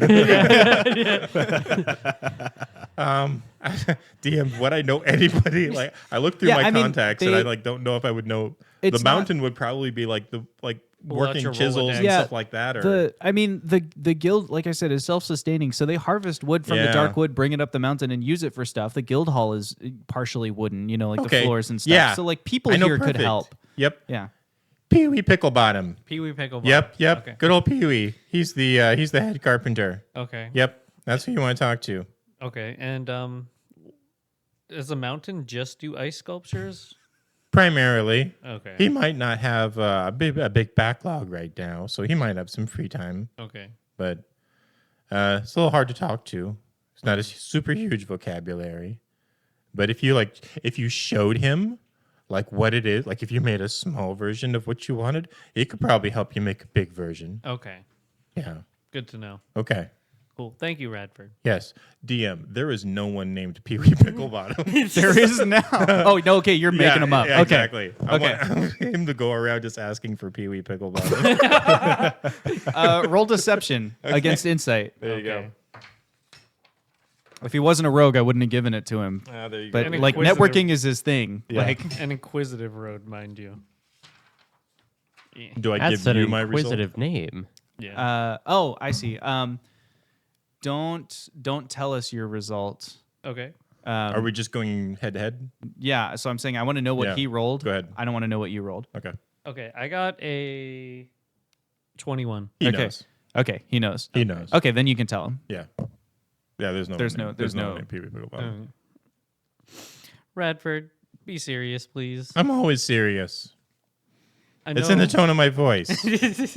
I know there's no one named Peewee Picklebottom. Wow, aren't you an expert? Yeah, go talk to the mountain. Make a small one and he can make you a big one. Okay. Okay. Is there anyone else? No. Who is your friend here? I don't know. I don't know. You don't know? Yeah, that means so the position's probably changed. You know, I've been away for like I don't know, like 5-10 years, something like that. It's been a while. They shifted out. Nobody wants to be working with wood all the time. It's boring. You want to be like the wood guy. Everybody make fun of you. You gotta like rotate into cook and librarian and potato farmer. Yeah. Yeah. Potato farmer, that's a highly respected position. Here? Mm-hmm. Okay. Mm-hmm. Where are the potato fields? Underground. Underground? Yeah, you don't plant potatoes above ground. Spud Razor. It's fundraiser. What is that? That sounds amazing. Raise spuds. Oh. I was thinking like blades, like a spud razor. Is that like a potato peeler? Is that what is that? Add a die to the tension pool for the passage of time. Do you know the name of the winged badger I we would- saw earlier? No, he's a new guy. I don't know him. Okay. He's nice though. I'm gonna go. He recognized me though, so he probably. Oh no, maybe I've forgotten some people. Uh-oh. It's been a bit, I guess. Maybe it's been longer than a bit. Do I know the wing badger's name? No, you don't know the wing badger's name. Peewee Picklebottom. Bruiser, you know that he's not. Yeah. All right. Well, thank you, Radford. Glad I was so much of a help. I wish I could have been more of a help. I'm gonna go to the tower where we first saw him to see if he was there. Sure, you head back over to the tower. He is there. He's on his kind of lookout detail. And as you get to the tower, it is like night in full at this point, you know, probably 9 or 10. The sun has gone down over the horizon, and the fog that surrounds you, rather than being sort of a glowing ethereal gray, is now just more darkness. It's not quite to the point where you can't see your hand, or in your case, claw in front of your face, but it's pretty dark out here. As you head over to meet the winged badger, whose name is not Peewee Picklebottom. Yes, I figured. So I would like to probably just fly up to the top. Sure, you fly up to the top of the tower and greet him there. He looks over and says, "Hello, I was hoping I'd see you again." Yeah, I haven't come across too many of our kind, and I wanted to talk to you and use this opportunity. Is now a good time? I know you might be working. So Now's a great time. I'm just looking out for any dangers that might approach the guild hall, and I'm the only person on lookout duty. I would be happy to sit down and communicate with you. And he sits down and folds his wings in. Nothing comes up here anyway. The mountain is dangerous and cold. that it is. All right. I guess like, what is your name? My name is Ferdinand. Oh, hello, Ferdinand. My name is... My name is B. B Street. B Street. Okay. That's my name. Stands for bottom pickle. What? It's an inverse of Picklebottom. So I would like to. Where's my canon card? I would like to make it canon that Fox is just like wandering the streets and the alleyways and just like sloshed. And just, like, Hey, yo! and just like repeating what people say around him, but like backwards and with missing words. There we go. Wash. Oh, there we go. Please, can we please make that canon? Sure, Fox is still trying to go to bed. He's just drunkenly wandering around. He's just Where over is here. the bed? If I'm you're just okay with that, opening this is your every character. door. You good with that? I know Okay, the yeah. guest house is over here somewhere. My name is B Street. B Street. Yes, it's short for Bradford. Okay. Yes, Very, very nice to meet you. very nice to meet you too. I guess, like, do you remember how you got away from our homeland, or? I didn't get away from anywhere. I was born near here. Oh. I was born in one of the other mountains of this range. Obviously not this one. The conditions would certainly not support our kind's life here. No. And he, gestures to the like big thick Yeah. coat he's got to wear to like even be out here in the cold. But I was born in one of the neighboring mountains, and a Yeti claimed my family, and a member no. of the guild found me and took me in, and I've been raised here ever since. I'm actually shocked that Radford didn't remember me, since this backstory I've just told you implies that I've been here at least as long as he was here. Yeah, I think, yeah, I don't know. Radford is definitely an interesting character. He's a great guy. I mean, I love him. I knew him pretty well. I mean, we were, we would play pickleball together and stuff, So, in the ice gardens, that's where.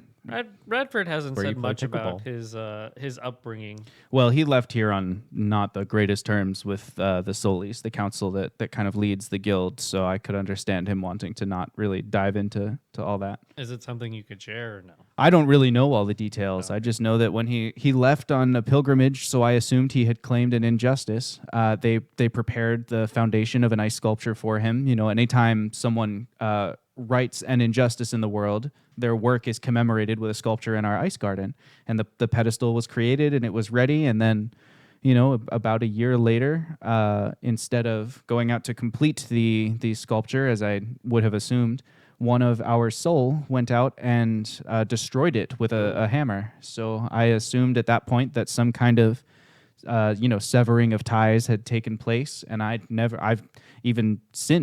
seen another pedestal destroyed in that way. So whatever it was, the event was unique. Yeah. That's... Wow.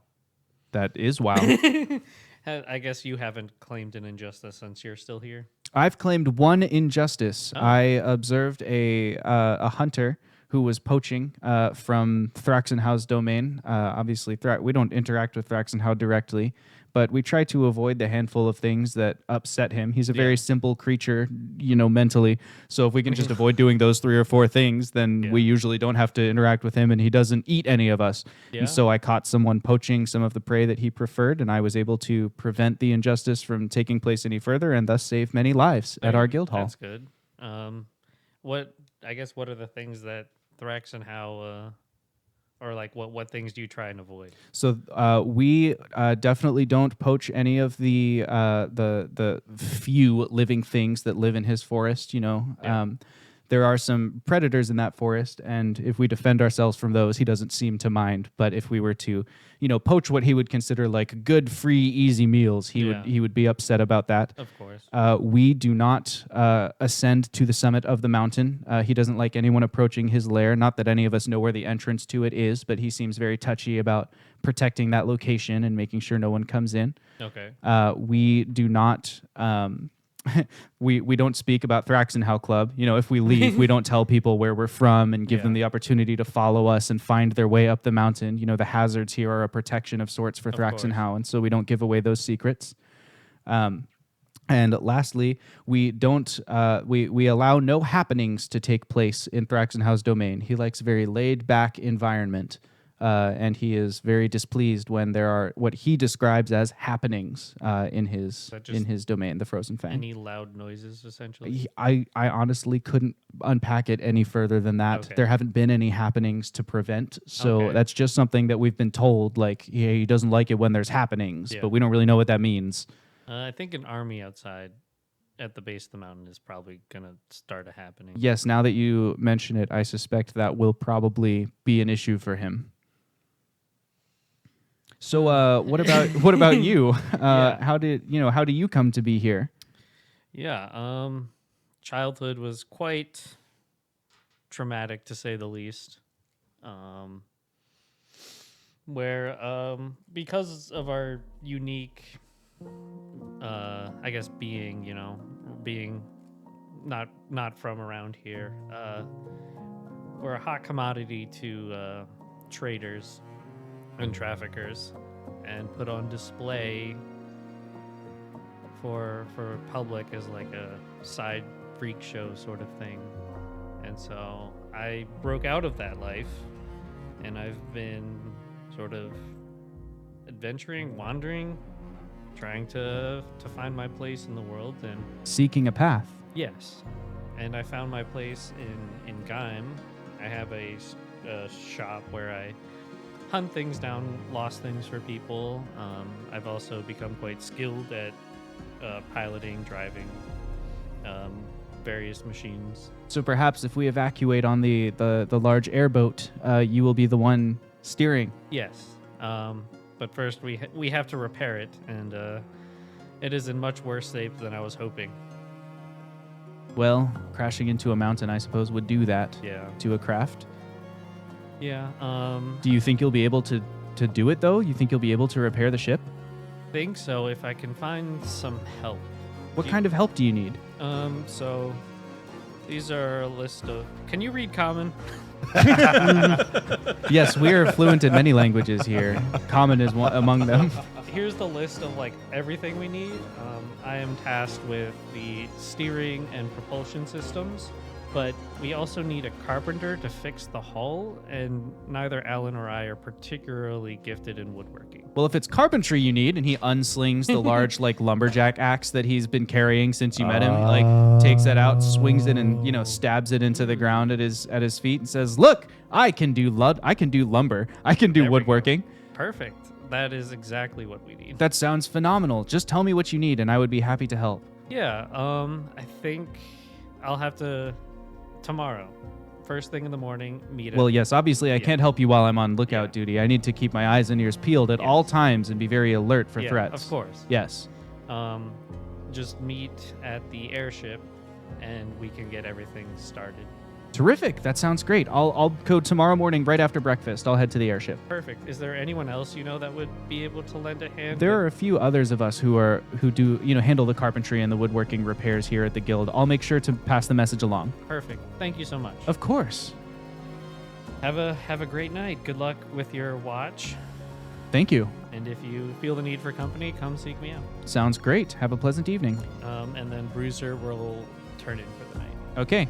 I love that the one person Radford couldn't remember is the one person that we needed help from. And that his name was Bradford. Yeah. Bradford Street. Too many apple cats, man. Don't do drugs, kids. Don't Mess do us up. drugs. Yeah. Apple Cat's also named after a chatter. Yep. Okay, so Bruiser has headed back to the room. Fox eventually finds his way there. Fox still gets his long rest. Oh, Can yes. Bruiser help Fox? Did we make the pillow fort in the library? What's the role for Pillow Fort, do you guys think? Dexterity? Sleight of hand. Sleight of hand. Okay, for the yeah, skill. roll sleight of hand at disadvantage because you are heavily intoxicated. Oh, And I will roll sleight of hand at disadvantage for the librarian helping you. Wow. Sleight of hand, though, right? Yeah, sleight of hand at disadvantage. 16. Really? At disadvantage? Yes. What's crazy is this librarian got a 14 on the die. He also has a 16 to his sleight of hand I got at a 3 on the disadvantage. die. Rogues, man. Yeah. So might yes, say how you have lucky. built a fantastic pillow fort, with the minor exception that when you ran out of pillows, you just filled in the gaps with books. So like a bunch of the library books are also out and like stacked into your pillow fort in whatever way. Describe to us the majesty of All the right. pillow fort so what you've you built. need to understand, right, is that we ready. basically started by taking over an alley, like a hallway between the bookcases, right? Yeah. And we started building like the pillows up. We brought some sheets. We used books to hold the sheets down. And then we're like, what if we just expanded it? So like halfway down, we pushed the middle bookcases further out and angled them. And then we started using the actual bookcases as a part of our fort. And we put like little pillow barricades. And then we started doing checkpoints. And so when people walked past the library, we'd be like, You gotta go through our checkpoint, and you gotta get you pay. We gotta check who you are, and then we would be like, gotcha. You can go through the billboard, and they're like, I just gotta go down. I don't even have to go through here. And like, oh, the billboard is awesome. And it's just this overly expansive, just sheet network of books holding down sheets, bookcases misaligned and pushed to the side to make little hallways. One guy turns around and leaves, and he's like, "Screw it! I didn't even want to learn Common." And it's only like 4 feet high, Okay. so you have to crawl unless you happen to be 4 feet high or shorter. Nice. So I love it. Perfect. Okay, so yeah, Fox has done that and then goes home and turns in for the night. I like that you guys build little pillow forts out of D6. Yeah. That's fun. Okay, everyone's in bed now, right? Well, Aulen was going to consult with the rod before he went. That's to bed. right. So he was. Jeb is going to do a thing before Sleepy sleeps too. Okay. Who would like to go first? I guess we're in the same room. Probably. I don't care who goes first. Alan went and looked at the airship first. Jeb went straight to bed. Let's start with Jeb. Cool. there we go. Jeb is going to try to attune to the Rod of Luck. He's going to try to attune to the Rod of Luck. As Jeb Get some holds water. the mithril arrowhead in his hand, he suddenly feels just an overwhelming urge. Not so much that it's a compulsion, but just the overwhelming desire. It's like, I want to roll dice. Yep. His old gambling flame. Yeah. 2d6, is that what it was? Yes, roll 2d6. Probably looking for snake eyes here. Probably, hopefully, just dupes. Come on. We believe in you. And Jeb's just kind of like sitting in the corner, and like Gunnar is kind of like snoozing away. And so I feel like there's just like snoring in the background. Chat declares Cleo the designated roller. Ooh. For the next 10 minutes, Cleo is the designated roller for all player-related roles. Let me set a... What? I wonder who could do that. And Grubug is in the room on our couch laughing it up right now. Cleo is now going to roll on Jeb's behalf. Jeb's just thinking to himself. He's just like, I just need this. I'm so useless.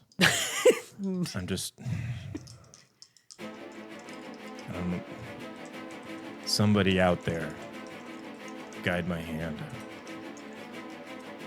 Please don't make me worse than I am right now. You should blow on the dice. The whisper from the wind succumbs. It was bad breath, but we'll see. What is it? What is it? It's a 1 and a 6. A 1 and a 6. Jeb, you feel an overwhelming sense of like cold and then warm, and then the sensation goes away and you find yourself blinded for an hour. You have not successfully attuned to the Rod of Luck. Can he? Okay. No, he can't try again. He's blind. He takes the dice and he's just like, again. But nothing happens. Yeah. You don't even feel the urge to Again. roll dice anymore. Yeah, but he like does though. Yeah. Compulsion. Aulen gets back and Jeb is just sitting there, eyes closed, looking kind of vaguely off into space, rolling dice. I can't tell if this is just your 1,000-yard stare again or whether you're blinded by that rod again. Don't worry about it. I'm just looking out the window. And he's like staring at the wall. Okay, I think I know which one. It's going to be fine. I'm just practicing. It's all right. Good luck. What was that? That was a 6. And Well, do you want total or just like each? What was that a one? 3 and a 4? Okay. I'll get there. You just want me to keep telling you? No. Okay.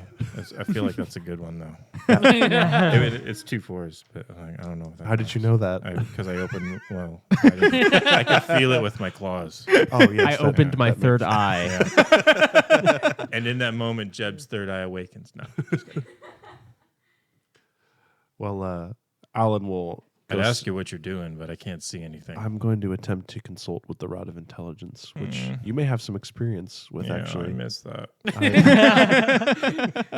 I don't know if we've talked about this yet. I apologize if it felt any sort of disrespect or anything like that. No. by I mean, I attuning told to you it. to do it. I told you to do it. It was part of the plan. I'm just a whiny baby, and I want my rod back. Well, I But it's very not much. mine. Well, It's not, far be it from me to claim the rod that has lasted through 72 different ages that have died in destruction and whatnot. And that is it's fair. like, hey, this is mine. Well, it's not necessarily that. It is normal to feel some sort of attachment to it. I very much hope that we are all able to utilize the different pieces of the rod in Hey, advantageous ways. You know, speaking of which, we've been up this stupid cold mountain with its stupid cold and its stupidness. We've got like all of the rods. Yeah, well, us and our allies do, yes. Yeah. That is Well, correct. I guess the king of Udril, but still like on our we should do something like just like clanking around in Fox's backpack. That is correct. I believe that it would We be should, like, do advantageous something for with that. yes to figure out what pieces of the rod would be good for all of us to have. I don't know if all of us spending time to attune at the same time at this place with such limited time is the net best usage of that. But after we find I mean, Kay, it might be. You know what would be cool if we just like started clicking them together. We should just like go up on like the watchtower and just like snap, snap, snap, just see what happens. we've tried something similar to that before. I don't remember if Did you we? were there for that or not. It did not go very well. What I don't know if I remember that. Did I- it? It was a neutral. It was a neutral. What? Fox says as he staggers drunkenly in from It his was pillow an fort. Udril. Sorry, I was I looking mean, I for more remember talking to pillows. the king of Udril saying, talking about it, and he said that it nearly killed him, and I was like, Yeah. cool, we'll have to do that. Well, I don't remember us actually doing it though. I guess what I'm trying to say is that I think that, yes, that is a great idea. I don't know if now when we're under such a time crunch of the Oh. army coming here. So maybe we go into the middle of the army and snap, snap, snap, and if it kills us, it kills everybody else there too. No, I don't know if that accomplishes our goal exactly. I feel like I'm not thinking I straight believe right that now. Gunnar would appreciate that idea. Well, but Gunnar is a man after my own heart. he is quite unique. Mhm. But at this juncture, I think that after we find Kay, or at least after we escape this specific conundrum, would be the best time for the rest of the I'm rods adding the to fifth find die to the attunement. tension pool. Okay. Gasp. I mean, I respect your wisdom. You've always been a straight shooter, Aulen, and I appreciate that. So Yeah. are you. well, A straight taking- shooter of dice, you could say. well, not yet, not so far. Well, you will be. Well, I know. that's that you'll why I'm get it. practicing. Good Good luck on the intelligence rod. Thank you. Thank you. Tell very the much. old kings I said hi. Maybe You know, they'll remember me. I will. And then Aulen will sit at his bed and take out the rod and try to gain some counsel.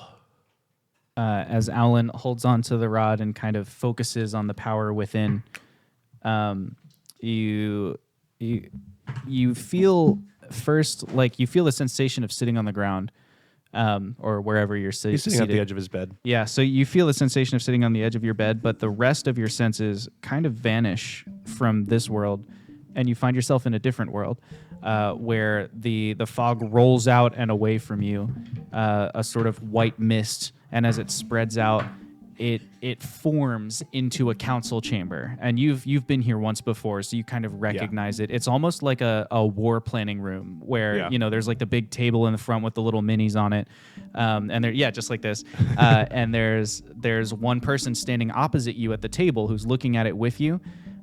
Just as you wanted to discuss the airship, the wreckage of the airship is what sits on the table now, and the figure across from you is flickering constantly. It's like images overlaid on top of each other. So in one moment it's a young bard, in the next moment it's an elderly tiefling, and it just constantly changing from one to the next.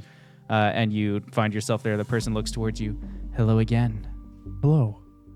My question or my query this time is, what is the most efficient way to repair this airship and verify that it has enough payload to evacuate the people that need to be evacuated from this mountain?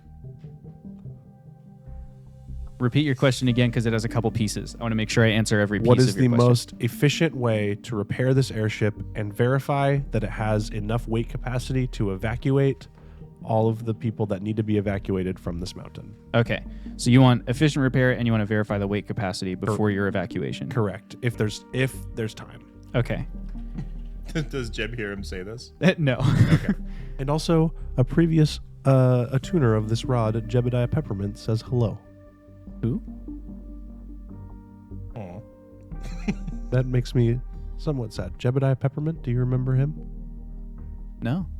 Oh, that is sad. The figure fades as your question is answered. No, I'm kidding. the flickering figure is replaced with a burly dwarf, kind of a rotund potbelly sticking out, and he's got a monocle in one hand and a big hammer over his shoulder. And he goes, "Well, the thing about airships, you got to remember, okay, is airships only fly if you can keep them buoyant. So it's all about managing the amount of weight that's coming onto the airship and what goes into the air. So the lighter the materials you make it from, the better. Now, it looks to me like this airship was originally crafted from a very lightweight wood that was it was actually crafted by the gods during like the world building stage of this adventure where it's naturally buoyant. So what's happened this here is a very ancient ship. Yeah, so what's happened here is this wood should be able to float on its own. The problem, and he flickers out and he's replaced by a sorcerer, a dragonborn sorcerer who's looking down at it.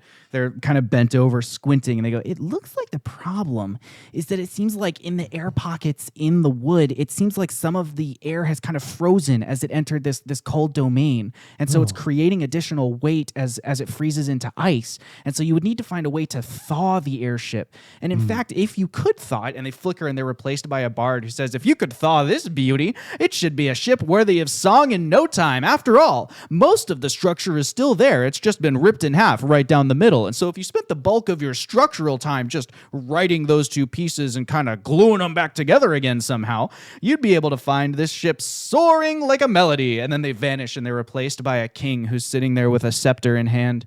And he looks down at it and he goes, "Of course, you have the weight of responsibility for others. You wish to carry many beings with you on the airship. And in order to do that, simply gluing it back together means forsaking the sections of the ship that were broken, the actual cracked pieces of wood, which means that the ship's capacity will decrease. You may find your ship overloaded.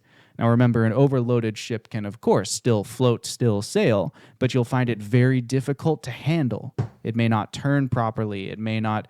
It may list a bit as it moves, and so weight dispersion is going to be very important for you." They vanish, and an old sea captain sits there and he goes, "Now, what you gotta remember about sailing.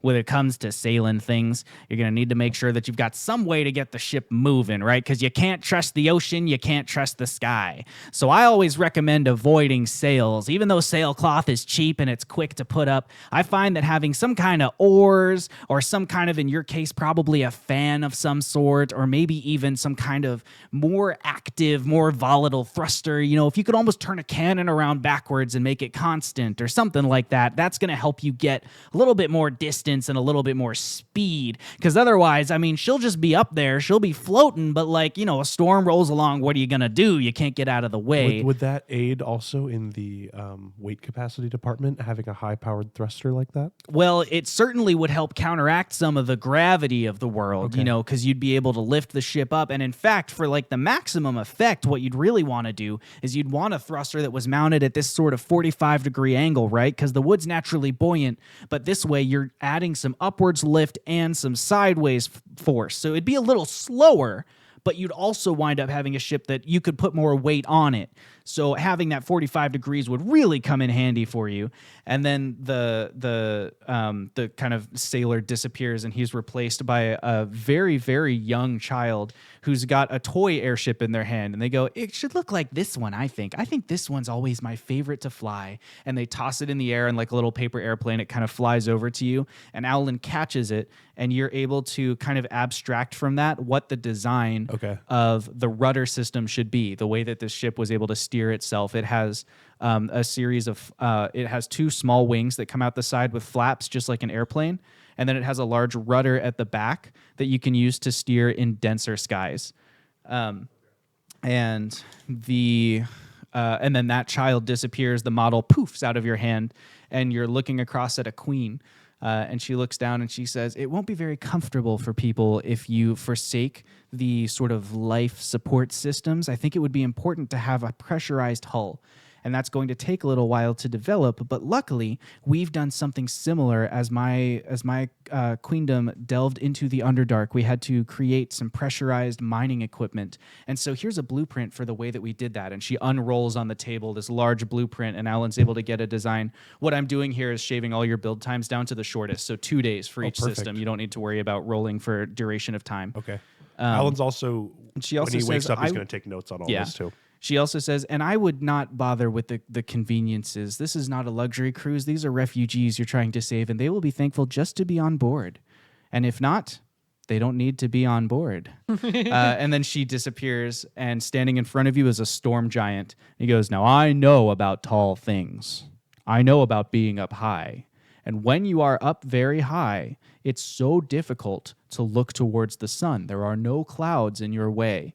And so I highly suggest that you create a sort of cockpit for yourself, a place where you can look through what we call polarized glass.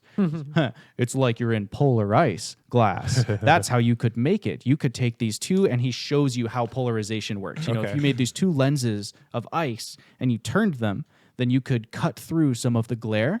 And as long as you could keep it cold, which at high altitude, as long as you never land, it's going to be freezing at high altitude. You shouldn't have any trouble with them melting. And then it kind of disappears and settles. And in front of you is just the little kid's model of the airship. It's replaced the wreckage. And it's sitting on top of a scale. And you see a gnome who's walking around it with a pencil behind one ear and a ruby hopping up and down in the other hand, and you realize the similarity. It's not Elaine Mollusk, but it looks so like Elaine Mollusk. And you get the sense that there's some kind of connection between this being from a past era and Elaine Mollusk. As she walks around tossing the ruby up and down, pencil behind her ear, her kind of coveralls on, you know, from her workshop, she finally holds the ruby up next to the ship and kind of sizes it up, and she goes, yeah, as far as estimating weight capacity for a craft like this, I would probably use these equations. And she tosses the ruby into your hand, and as you look into the ruby, the equations inscribe themselves within the gem. She says, I would use these equations, and then I would abstract them in this way, and she kind of guides you through the math of the process. She says, I think that'll just about do it. And as you blink, the vision is gone. You're back in the real world, and that ruby with the equations is still in your hand, although now it is a stone of no significant value. It's not a ruby anymore, but the equations are still inscribed on it. Alrighty. And Aulen will immediately take note of all the things that he saw in the vision. And after he takes note, he will check on Jeb. Jeb, are you still doing okay? I'm just rolling my dice. I mean, that's probably a good one. That was not bad. Yep. Oh, that was 2 6s. Quite nice. Well, I don't know if that's good though. But I don't know either. Well, either way, I'm going to turn in, and I recommend you do the same, and we will check back in tomorrow. Okie dokie. You get any good word from old pal? Yes, very. I am much more confident in this process. Good. I'm happy for it. I am excited to begin tomorrow. Well, in that case, good night. Good night, Aulen. And as you all turn in for some nice rest, some nice sleep, I add the 6th die to the tension pool and clear that pool. Ooh. No. He's rolling. They see me Here, roll. I'll give you a little ASMR roll up here, hate chat. I'll give Oh, you. there we go. That's the stuff. I dropped one. That's what dreams are made of. Here's another Aren't one. you supposed to drop all of them? No, I'm well, I mean, technically, yes. All right. We have rolled 2 complications. Oh, no. The first complication, in the night, as Jebediah is resting, Jeb, you have a nightmare Oh, no. about your time in the city of Stainless under the mental enslavement of the Aboleths, just having it brought back to you in this past day. It was just too real. And Jeb has a nightmare. He wakes up halfway through the night and, you know, soaked in sweat, staring at the ceiling, just trying to figure himself out. You get the benefits of a short rest, and you get the benefits of a long rest, but you don't clear any fatigue from the night as you go through it with the nightmare that you're dealing with. Yep. The second complication that happens is that in the morning, when everyone wakes up, it will become apparent that those of you with steel or metal weapons forgot to treat them appropriately to winterize them. And they have become brittle in the cold. They will work for 1 attack and then suffer damage. If you have a magical weapon, it is excluded from this thing because the magical property would protect it from that. You've got a hand up, Cleo, yes. Does my leg count? No, your leg is fine. Okay. That was built by Elaine Mollusk. It would have been like all-weather, winterized for you. Elaine Mollusk chat is an artificer who we met way in the past. All terrain. Yeah, all-terrain leg. That's what you've got. An ATL, if you will. Yeah, an all-terrain leg, and this will reset the tension pool down to 0. Okay, so that is our first day, dawn of the 5th day. Yes, you have a hand up. Would you have the details of the dream that Jeb had? Sure. Do you wanna dive into the details of the nightmare? Yeah. Okay. So spooky. Let me find some spooky music. Hang on. Jeb, it is stormy outside Summit Tower. You are standing on the roof of Summit Tower. You and a number of other people who have been captured and recently enslaved. You're now being taught the skills of the vaults, and so you're being given a number of safe zone locations, and you're being presented with a number of code phrases and things like that, ways to identify the other members of this sort of small guild that you've been brought into. The vaults, of course, as you're being taught, the vaults are end of that sound, I guess. Here, we'll just do some wind.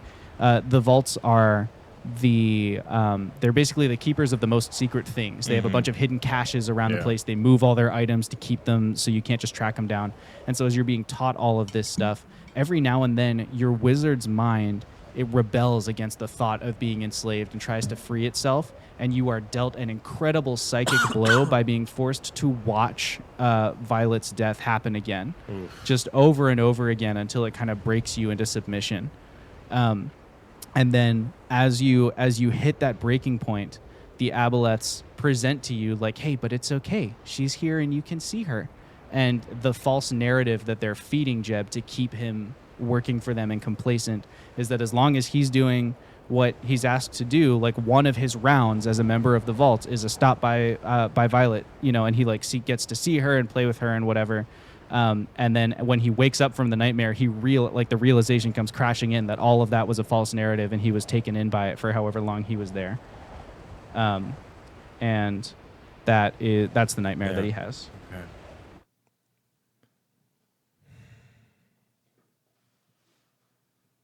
So it's the next morning at the Sunset House, and as the sun is dawning in the east, it hasn't even become visible to you yet. It's just it's kind of graying up the sky, and the deep blues and blacks of night are giving way to the lighter gray.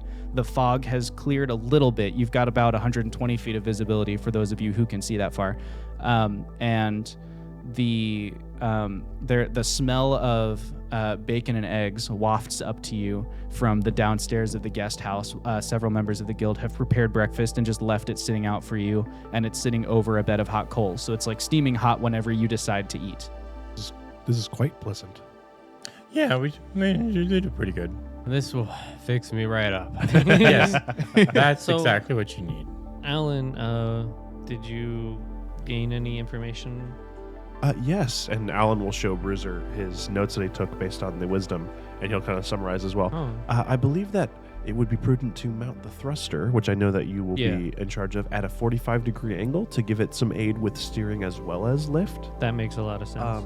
I think that the carpentry of putting the ship back together should be fairly simple, except with an added step of needing to thaw the wood out by some way. Okay. I found us a carpenter. Oh, perfect. That is extremely fortuitous. I'm excited for that. They're meeting us there after breakfast. Great. Excited to meet them. We also, and Aulen will show his little sketch of how the rudders and the wings were to Bruiser, just to be like, this is how I think that we should build these. Can be done. It seems important to pressurize the hull, Yes. which will be one of my tasks. I was trying to explain it to Radford, but I don't know the science. That is okay. I'm not sure if I could What was explain it that? to. The air being. Oh, forced this never way. mind. I'm not interested anymore. Basically, if you don't want your ears to hurt, we need to do this to the hull. That is part of it. That's an oversimplification, but anyways. The other thing is that the electrical or automated systems are the lowest priority. I We will agree. get to those if we can. However, it is not necessary to make the ship fly. Yeah. And finally, for your steering efforts, Yeah. Bruiser, we will need to construct a sort of a room specifically for you to steer with that is protected by this glass that is treated a certain way in order to keep the sun from blinding you, Yeah. essentially. And so we will need to construct that. That will take some time, but it will be most beneficial to guide us Yeah. out of here. We definitely don't want to be blinded by the sun. Yes. So those are the main things that I gleaned. I was going to say the mountain is really good with working with ice. The mountain is yes, as far as thawing the wood or in what Wood's other way? not ice, but you should have said you're going to make a special ice window thing. He's good with working with Oh, ice. glass. Did I say ice? You said glass. Well, it's made of ice. That's what you said, right? Is glass made? As far as I know, glass is not made of ice. Didn't you say that this was made of ice? They did show him how to make that lens out of ice. Oh, okay. Well, in I've the read rod. that. Well, then yes, then the mountain would be perfect for working with that. That is excellent. This is an idea. Yes. I'll go back to my eggs. No. So- I'm sorry. I misheard. I completely apologize That's for okay. confusing. Yes, we will talk to the mountain about that. That sounds perfect. Do I need to do anything? You want to come help us be persuasive to a dragon? As a reminder, you also need to find proof of the army. Yeah, let's go talk to a dragon. I believe Radford. Are you still okay with guiding a party to Yeah, I find can do the army to show Yeah. them the army? Perfect. Mhm. Well, in that case, I think we all have our direction, unless I've forgotten anybody, in which case I apologize. No? No, I think I can probably bring. Hey, Mockery, you want to go take a peek at this army down here? Oh, Just like old times. sure. Yes, that sounds fun.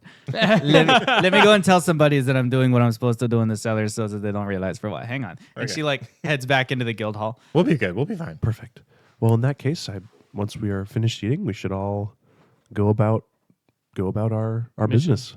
Yeah. Good luck to everyone. Mockery returns shortly after, but she is being followed by another being, a human dressed in the slightly different colored robes that denote a member of the Solis, the leading council. And you recognize this as Sulfanaga, Radford. And Sulfanaga is following Mockery, who looks like a little bit like a whipped puppy, like she's been caught out, misbehaving. Follows her out and Bradford says, stands up and kind of bows. he bows back to you deferentially, but not very low. And he says, "So I understand you're leaving again.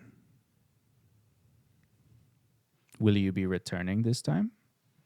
I will. Apparently, there is requirement for proof of the army that we have witnessed around the base of the mountain, and so to defend the validity of my word, I thought it prudent to go and bring evidence myself and bring it back. That would be prudent. After all, it would be shameful for us to rally the group and make a hasty decision here with our guild that affects the future of all of Urada based on merely a suspicion, only to change our minds shortly after. Yes. It would be very terrible also if I didn't come back and you were potentially caught unawares. So I'm doing you a solid. The Book of Diverging Paths has many forks. I urge you not to run the risk of taking too many wrong turns. You may go, Mockery. And Mockery, very quietly, deferentially, whip puppy, bows to the Solis and heads over to join Radford. Doesn't say a word, no cigar, no playful attitude, just walks over and kind of quietly gets over there with you and in your group and kind of stands there. And the Solis bows much more respectfully to Aulen and the rest of the guests and says, "I trust that as long as you are here, if you have any needs, you will make them known to us and we will be pleased to take care of you." And then he turns and walks back into the Sunset House. What a rote. I decline to comment No, on that. that's fine. Mockery leans in and goes, deep rote. Well, All right, But he everyone. has his uses, and he's good. Everyone has their tasks. yes. Who would like to go first? I'm indifferent, but if nobody else wants to go, I will obviously pick something. So, where's this dragon? Well, I don't know. Radford, you said you knew where this was. Yeah, he's like up towards the top. Oh, You know, dragons, they want to look down on everything. He's probably got a cave in there or something. Radford's friend Bradford told me that no one's supposed to go through the entrance at the top. Oh, cool. This is a no-no apparently for Thraxenhow. Oh, yeah? Yeah. He like wants you to go in the back door through the kitchen, wipe your feet, put your boots on the outside first. I'm just telling you what I've been told. Oh, okay. I mean, we've got some experience getting through entrances we're not necessarily supposed to. Also, I'm pretty sure that's like the equivalent of like we don't like solicitors, but I'm here to make sure your house doesn't We are the explode. really important solicitors in this that's case. true. Yeah, And, I don't know if we're soliciting in this case. I Well, don't- I mean, from what I've heard from you guys, I mean, Thraxenhow should know kind of what we're about because of sending the avatars there and such. You might not know what we look like though. That is also correct, but Well, but Garlo's going to be there. yeah. That's true. And Garlo Garlo does knows know what, us. what you two look Yeah, like. So, yeah. I mean, as And long we- as I'm not the you've first got one the that peeks rod. my head in the door, I think Yeah. we'll be fine. Yeah. You got the rod of charisma, so I could even like message him if he's close enough and say, "Hey, Garlo, we're here." Oh, And yeah. if you got the rod of charisma, then you should be like you're so friendly and welcoming. So I mean, I'm already am. He already I mean, is. yeah. He's the best. He's I the mean- friendliest. yeah. Yeah. Even when he's not. I mean, I'm compared to me, definitely. Yeah. Yeah. Yeah. Yeah. So Fox, I love this guy so much. Thank you so much for picking him up. Yeah, he was a great find. Him and Bruiser both. Diamond in the A rough. plus. Yeah. A plus. we make Thank you, a Jeb. good team. I'm We sure. do. I'm sure we'll make a good team here as well. Yeah. Yeah. Yeah. All right. I think we go for it. As It's you, never been wrong for us before. as you depart, you hear a never not and worked. called down to you from the lookout tower. It's just some generic monk. You know, it's someone else who's on lookout shift, just saying goodbye. Bye, generic monk. And then you head back to Serpent's Pass. It's very cold. You are all bundled in your cold weather gear. The icy wind begins scouring at you again, trying to rip you off the face of the mountain almost malevolently. The blizzard that swirls around the frozen fang, the character of it is different here near the summit. The character down further, it's snowy, and it's sort of like a bright, almost like the mist fades into blizzard kind of seamlessly, and so it just makes this wall of rough visibility. Up here, it's different. Up here, it's more solid. It's filled with little bits of hail that kind of smack into you, and it just begins. It's almost like it's fighting even harder to get you to not go. I would like all of you to roll a Constitution save versus the weather. Anybody lower than a DC 12 takes a D6 of hail damage, which you can roll yourselves. Oof. Ooh, Ouch. Let's see how this is. Bone hurting wind. I got exactly a 12. Attacker wins in a tie. The wind wins. Ah, okay. What was the damage die again? A D6. Okay. And Wash had a hand up with, I assume, a question. So when we start off, I needed to roll a 12, right? Con save. Yeah, 12 con save versus a D6 of damage. Dang, that's not good. I'll take a D6. So Jeb pops one of his capsules open and starts like pulling some stuff out of his little prepping pouch and takes the butt of his blunderbuss and kind of like draws this big insignia on the ground and like a little circle inside of it with like these little horns on the top. Make sure you're in the mic. Little horns on the top, and he goes, "Yeah!" And he's going to ritual cast Phantom Steed. Okay. And he's going to summon his Rote. Yep. Okay. A phantasmal rote. For those of you listening who do know the rules of D&D, the rote still has the same stats as the riding mount. It's just flavor. But the phantasmal rote kind of materializes on the circle, and it gives like a and kind of stomps at the paws at the ground a little bit. It is as wide as the path of Serpent's Climb, so it needs to be in front, behind, or you need to be riding it. We will be riding it. It's going to last for an hour, and we can he's really fast. Perfect. He's got a 100-foot speed. And Yeah. So in the course of that hour, he can easily get you to the top of Serpent's Climb, which is normally around a half day's journey. It says 10 miles in an hour, so take that Yeah.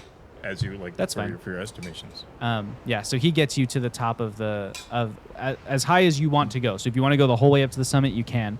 Like I said, you don't know where the entrance is. What are the passive perceptions, or would you like to assign one lookout who may roll an active perception?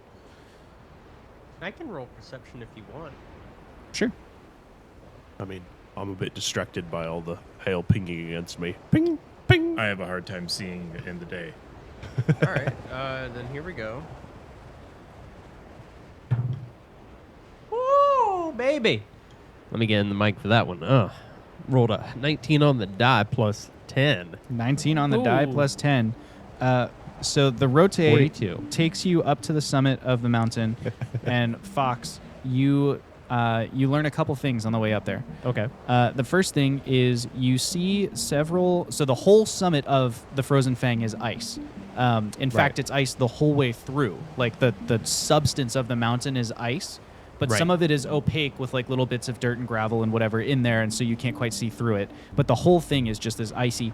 You get the impression that several of the ice walls are designed to break in one direction. So some of them break outwards, some of them break inwards, but they are designed to break in a certain direction. They are intelligently made. Yeah, intelligently made and designed to, again, shatter in a certain direction. There's also, at the very summit of the mountain, hidden in such a way that as long as the sun is up, the glare would cover it from view and make it so you couldn't see it.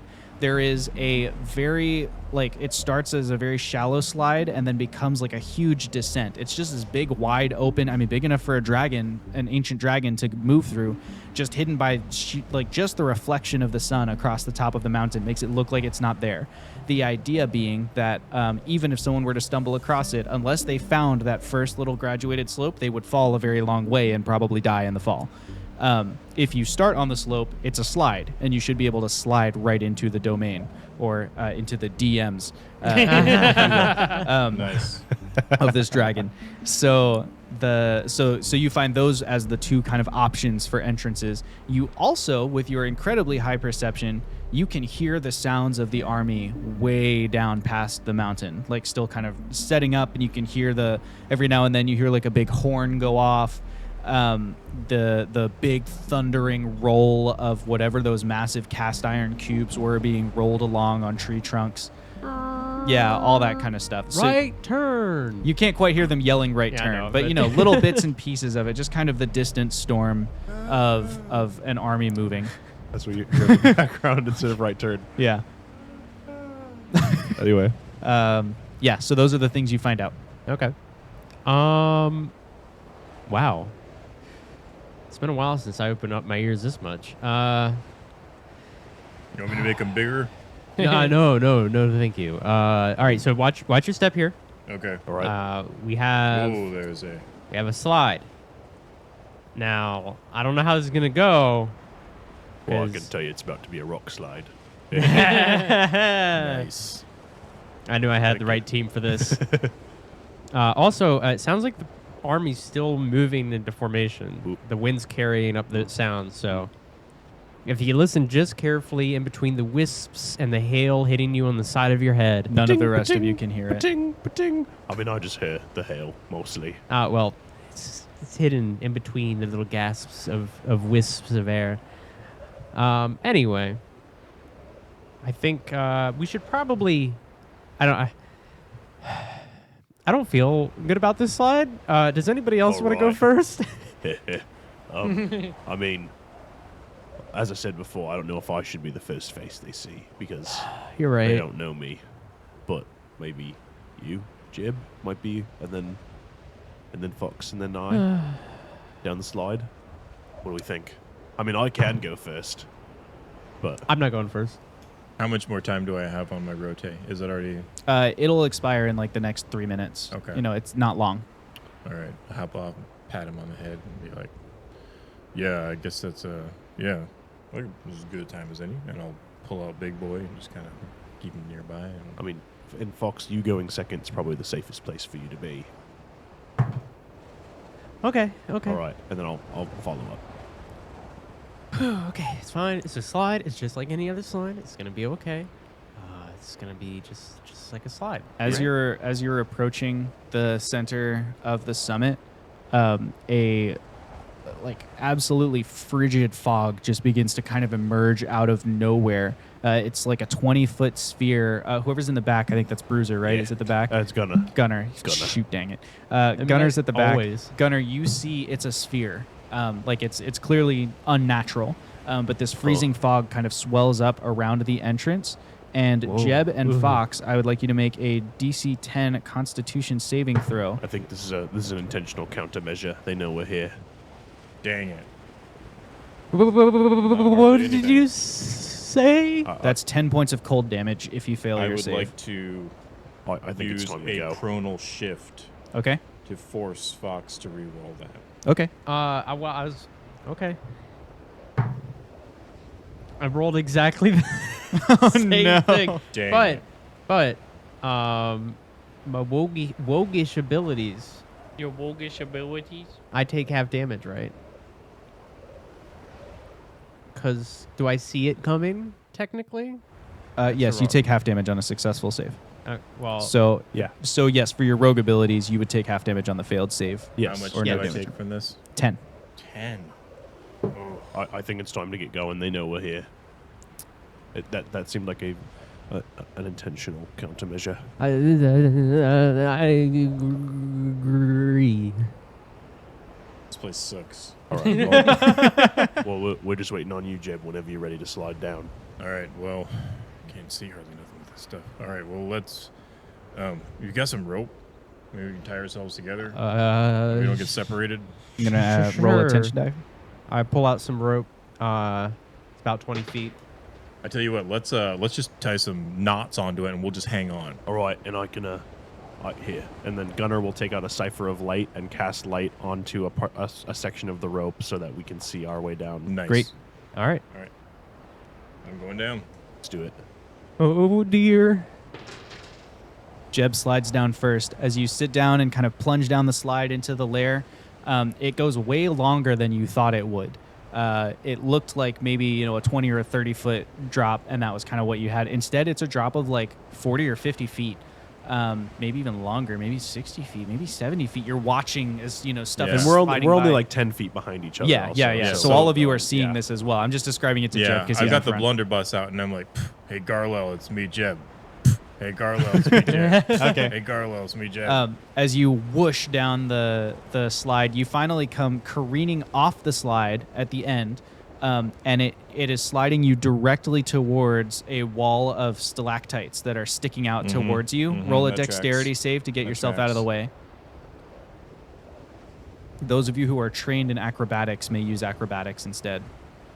Can I? Okay. 19. Dexterity save. Fox is able to avoid it. 24. 24. Gunnar is able to Gunnar. avoid it. Gunnar. No. Is that a nat 1? That's in that one. That's a nat 1. Oh. Jeb goes careening into the wall of spikes, slams into them. It like shatters a bunch of them as he kind of slides right into them. And I'm rolling damage. Ouch. Ouch. That is 16 hit points of damage, piercing damage, Ouch. as Jeb slams into these stalactites on the Jeb. other end. Are you okay? No. B Street added a die to the tension pool. We're up to 2 dice in our tension pool for today. Ooh. No, I'm not.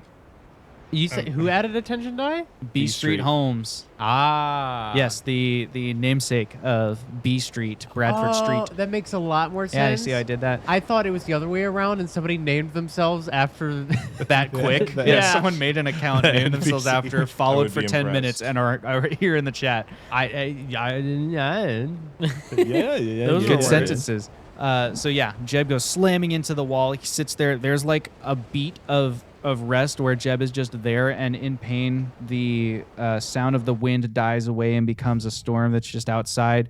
And then there is a huge crash as Thraxenhau, an ancient dragon, slams through a false wall and stands over top of all of you. He gives this huge roar that shakes the foundations of this ice room that you're in. Roar! Who has come to my domain to die? And then from behind the dragon, you hear a voice go, "Nah, dude, they called ahead. It's okay." And Garlel, in his humanoid form, like walks up next to Thraxenhau and he's like, "It's all right, man. Like they're cool. They message, dude, that looks rough for you. The slide can be pretty rough. You got to be careful with that." I have holes in me, Garlo. Yeah, that's true. You do have holes in you. And standing there before you, dressed in his black suit, still looking impeccably tailored and cut and whatever, even though he's clearly like a refugee here, is Garlel, who is normally a black dragon, avatar of the chaos god Gomteus, stuck in his humanoid form until he can get his connection to divine magic restored. He walks forward and like kind of helps Jeb stand. He's like, Thanks, "I can't guy. heal you, man. I No, don't it's have anything to okay, heal it's with." But okay. it's like, so you guys are here. Thraxenhau is like, "Things are happening. Why are things happening? This is to be a sanctuary." And he brings his snarling head down and looks at Garlo and he's like, "You told me things wouldn't happen if I let you stay here." He's like, "Look, dude, I didn't do things, okay? Sometimes things happen that I don't do in the world." He's like, "But you're a dragon. You make the happenings happen." Not always, man. Not all the time. And he looks over at you guys and he's like, "Sorry about this. It's really hard to get through."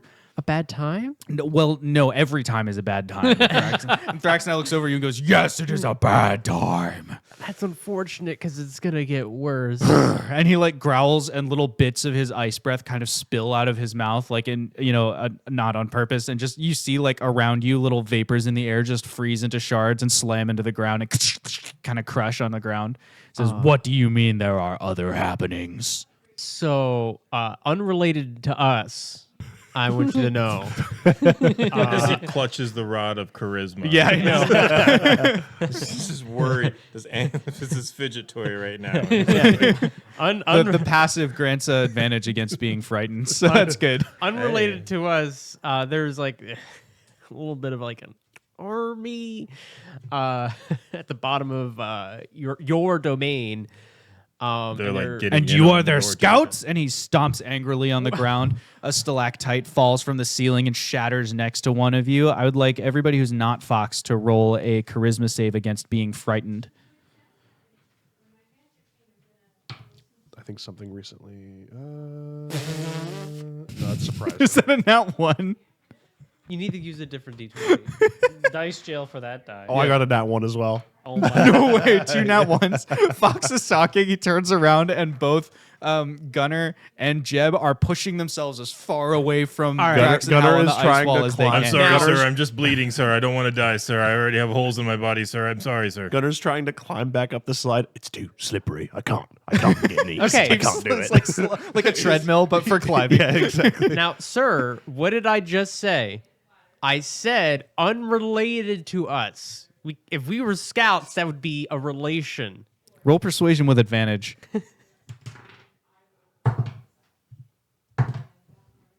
What is this die today? Bruh. Okay. Persuasion, you said? Yes, persuasion with advantage. Persuasion is 16. Okay. He says, "So you did not bring the army." I did not bring the army. Why are they here? That I'm not sure, though I imagine they might have figured out that you might be a piece of a puzzle they're trying to solve. I am not a piece of any puzzle. I am Thraxenhau. I am the master of this mountain. I'm not a pawn in some scheme. I am not a weaver of political webs. I am a leader. See, that's the thing, though. With people weaving webs, sometimes they throw them at you and you get ensnared by the web. Now, I'm lost in the analogy. So who's weaving a web? Is there a spider? in the analogy, yes, there's a spider. And that analogizes to an aboleth.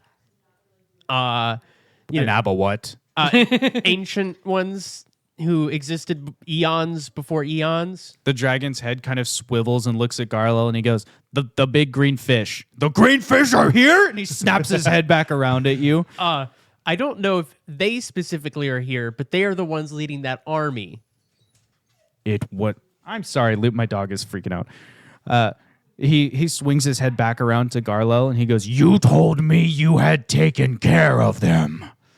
And Garlo's like, we did, and then they came back. I don't know, man. I'm going to let you deal with this. And he points over at Fox. He's like, he's the one with the information. Thrax now looks over at you and goes, why have you come here? Are you stealing from my horde? No, I actually came here to give you to your horde information, which is very valuable. I cannot hoard information. I demand gemstones. And he slams his foot on the ground again. And you can see that in the walls, what you had thought was like little gravel and stuff to obscure the view is just his horde spread out through the walls. So he's like frozen all his little trophies and gems and things. Some people like to think that information that others do not have privy to, or very little people have privy to, is kind of value and almost invaluable to himself. A king could sit on a mountain of riches, but he will still die to the unseen hand with the blade. Knowing of the blade... No blade can slay Thraxton, how? It's an analogy, sir. How dare you impugn my honor? Okay, point being, I just wanted to let you know there's an army out front on your lawn. Why did you bring an army here? I didn't bring it. So what do they want? I think that you might have something that they want. They want a piece of your horde, probably. Which piece? I lock eyes with Garlo. I was like, I don't know, man. I don't know. Probably the intelligent pieces that are sentient. Senti what? Do I see Satonia anywhere around here? No, you don't see her. Okay. I'm talking about the avatars, since I assume they have come here for refuge. So they brought this army. And he turns around and looks at Garlo. You brought this upon my domain. Well, I mean, they would have came here anyway, but because the abolitists seek to like enslave all, and obviously you're unenslavable, but they don't know that. So they're gonna try. So really, they're just coming a little early, and which is better for you because this means they're a little weaker and easier because they haven't like dealt their full they haven't manifested their full power yet. Because we're helping against that. I know this is a lot to take in. Roll persuasion, just normal I persuasion. think Fox is doing I surprisingly think so well in too. explaining Yeah, this. he's doing great. Okay, that's 12 plus 9, Okay. 21. He looks at you and he says, so if I give you these two beings and you leave, this army will leave. I think it's a little too late for that. They may chase us. They might chase us, They might chase us. but Because they're like, hey, there's those guys. They're problems. We can, do this guy later. so logistically, right? This is probably a lot. Okay, they have a big army. We're few people, right? They're only going to send few people Just after had an us. idea, Gunnar. They're going to keep the big army here Oh, in a second. All right. Why? because few people are faster than big army. But they only want this part of my horde. Or are you lying to No, I said Thraxenau? that's why they came here. But I mean, at the end of the day, they want to conquer the entire world and planes. That's like what they. I think that's their whole. Am I right, Garlo? That's what the abolitists are all about. That's pretty much the idea. Yeah, that's pretty Yeah. much what they're doing. So- they want to be the gods. They're trying to replace the gods and be worshipped, and it's like a whole thing. It's been 72 eras of this, man. Yeah. So basically, even though they came here looking for Garlo and such, they're not leaving. Which I if we left, My mountain is too dangerous for them. It will destroy an army. well, they have access to magic. through other I'm means. magical, and he breathes out a big cone of cold that like shoots up and it seals off the entrance that you came in through. Look, magic. Whoop-de-doo. I'm just saying it's a lot of people, and some of them are potentially dangerous. Like, That sounds like a you problem. they're going to make it a you problem. That's what I'm trying to tell you. Is no matter what we do, they're not leaving. Well, actually, Jeb and I were just having a sidebar over here, and The dragon's head snaps around towards you, still at the sliding wall. Its neck is long enough that it just reaches over and looks at you and says, "Aside what?" Gunnar is still afraid, so he's just like, we were having a conversation over here, so quietly, while you two were having that conversation. A conversation about what? Well, Fox just said there's nothing we can do about the army at your door. As far as if we escape, they may still stay here. Yeah. But Jeb raised a great point that Jeb is this one, and its head swings over, and now it's in front of Jeb, still bleeding profusely. I'm Jeb's the bleeding one. That's all. That pool on the floor is part of me. Yes. Okay, So to recap, and he pulls his head back, and he goes, "The one that has no dog-like features is Fox. I'm Fox. The rat is called Jeb, yes, I'm a rat. and the rock is called Gunnar." Yeah. Okay. And then he All right. slides his head back, gets real close, right up in your face. Yes, you had an idea. Well, Jeb had an idea. and Okay, actually- you had an idea, and his head swings around to Jeb. So wait, when we get our ship thing put back together, because we're gonna leave on the mountain with the ship. We're gonna take Garlo, hopefully, please, Mister, thank you, sir, and Sonia, and we're gonna leave. This really cool guy here is good at making things go boom, and we could make a lot of them and just drop them on the army. On my horde, you would never. No, on the army. Oh, On We the army at the fly base of the away, mountain. and we just drop. and then that would make them go away. That would be what we were doing. You're very powerful, and yes, I am. And he kind of straightens up a little bit. if a show of force would surely make them reconsider their position. I like that. That's smart. I'm smart, and I agree with that. I can drop bombs in a way that if you were out fighting, we wouldn't hit you with the bombs. So you would act as a warning to the army on my behalf. So we would Yeah. act as a warning, and you would back up that warning with a show of force. Yeah.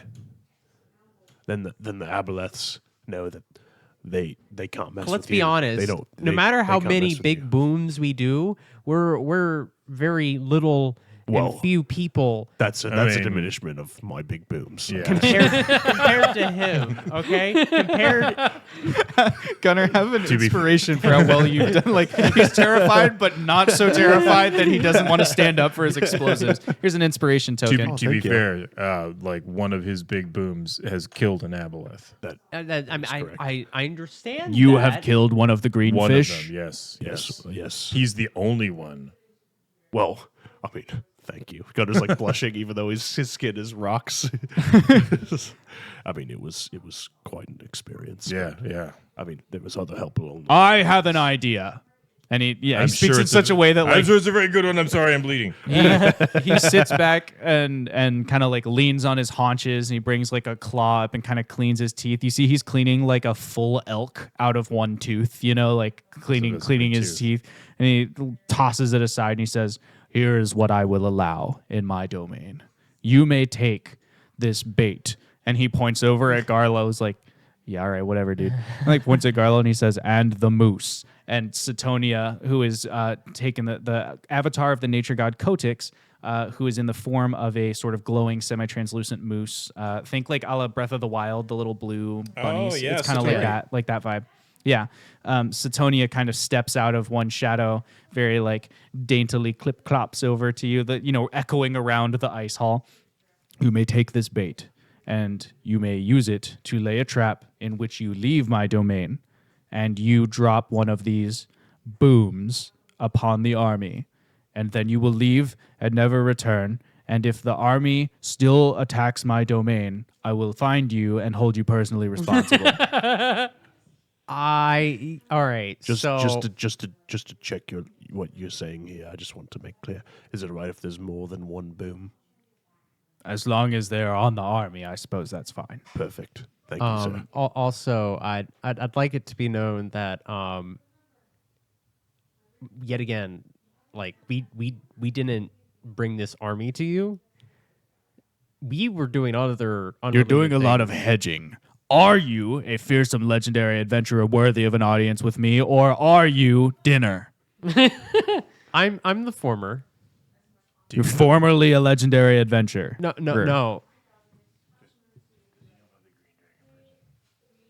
Does he know about the green dragon person? Because we have a favorite with him. Maybe we get like good friends. Do you know a green dragon? Why would I fraternize with a green dragon? They cannot survive the cold. They are pathetic. Never mind. I forgot that. Just don't worry about I'm it. guessing you don't go out often. Why would I need to go out? You don't need to. It's just fun sometimes. Get out, touch grass. It's true. It's true though. Sometimes you need to live stream in person, right? Fox is telling this ancient dragon to go touch grass. That's awesome. That's amazing. I'm just telling it as it is. I have an inspiration for breaking me. These inspiration coins are awesome, by the way. Yeah. Thank you. Fun in what way? I need to like bring it back in. I'm a scary dragon. I'm a scary dragon. Fun in what way? Well, Fun like hunting? yes. Hunting prey that is perhaps a bit more challenging and fun. You know, you have to think a little bit more than elk. You know, elk, you know, they run and it's fun to see them run. I'm sure. I mean, that's your experience. I'm not going to speak for you, but armies, like they fight back a little bit, so that provides a challenge, you know, and it shows a way to like test yourself a little bit to be like, yeah, You imply that my skills require testing? no. Thraxenhau is unquestioned. Well, it's kind of like, Sir, if I may, yeah, go ahead. it sounds like this army is questioning you. Roll persuasion with disadvantage because you're pitching it scared. So like he kind of has the idea that you'll say anything to get out of your circumstance. This is not good. Sorry, what my colleague is trying to say. I peed myself a little. I'm sorry. Wait, so now there's blood and pee on my floor? Sorry. It's all liquids coming out. I don't know. It's frustrating. And he like kind of breathes out another little bit of ice, the cloud that just kind of falls onto the ground. Fox, this is all you. I'm gonna die. What my colleague is trying to say is this army, by coming to your domain, is challenging you because they think this army can defeat you. But they're not here for me. They came for this bait. They brought this army to fight you, though. They didn't bring the army for us. He looks like he's actually a little confused, like he's trying to put the pieces together. Like, Like, look at us. Fearsome as we may be, an entire army we do not require, right? They'll fight us with maybe 20, 30 people. And avatars, they've defended avatars with less than that. It's true. But they think an entire army is all they need to fight you. they have come to test Thraxenhau with a single army. Yes. And you can see he's starting to get like what you're trying to tell him Yes. is starting to finally sink in. That is infuriating. And he like slams his claws on the ground. Stalactites rain from the ceiling all around you. None of them hit you by like either sheer luck or maybe he's controlling them a little bit because it's his lair. But it like just the ground shudders and shakes. Down at the lair or the level of the airship, like the ground wobbles just a little bit. We zoom back up to Thraxenhau's domain. It says, "Take this bait and go and send your warning. Thraxenhau will follow." And he like sits back on his haunches, and it looks at first like he's Yes. cleaning out his teeth again, but instead he reaches up to the ceiling and he pulls down a stalactite so big that it's sword-sized in his hands, and he just rips it out of the ceiling and goes, "Thraxenhau will fight this week." And he stabs it into the ground like a sword that you're just like poking on the ground. I bow profusely. Yes. Yes. You will show them your true strength. And the people will write tales about it. Now go, I tire of this Okay, conversation. fair enough. a little way just kind of opens that you can use to leave as he kind of mentally rearranges his own lair. And so there's a little path you can we're take. bringing the avatars with Yep, us. you have Garlo and Satonia with you. They're the only two avatars you stashed here, right? Yeah. Yeah. Yep. When we get outside, can I just etch into the ice, no soliciting? Sure. You etch into the ice, no soliciting. And as you're doing that, there's another like heart pounding, shattering noise as Thraxenhow's head bursts through one of the false walls, and then his neck follows it, and it kind of stretches out, loops around, and comes back to look at what you're writing. And he goes, "Oh, actually, I'm okay with that. That's good. Thank you for putting that there. I keep trying to tell people, and they don't I just always thought understand." maybe writing it in common might Yeah, help a little absolutely. bit. That's a good idea. What common? What's that? It's just one of the many weak languages. Don't worry Oh, about weak it. languages. I understand. Yes. Weak like you. Yes. That's good. And then Yes. he pulls his head back in the ice, like shatter. You know, he kind of breathes on the false wall, and you see it reform again as he pulls his head back inside.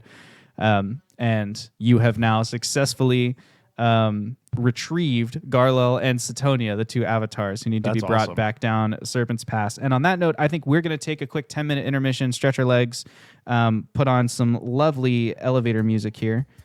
Verticulator and music, you chat. mean? Yeah, verticulator music. Well, not everyone was here, so I was just trying to make it accessible for them. But, you know, and yeah, we'll be back in about 10 minutes, chat. Thanks for hanging out with us. We hope you're still here in 10 minutes, and if not, we love you anyway. Woo. Yep. And now we're on an intermission. I could even reset the timer so that they can tell how long we're away.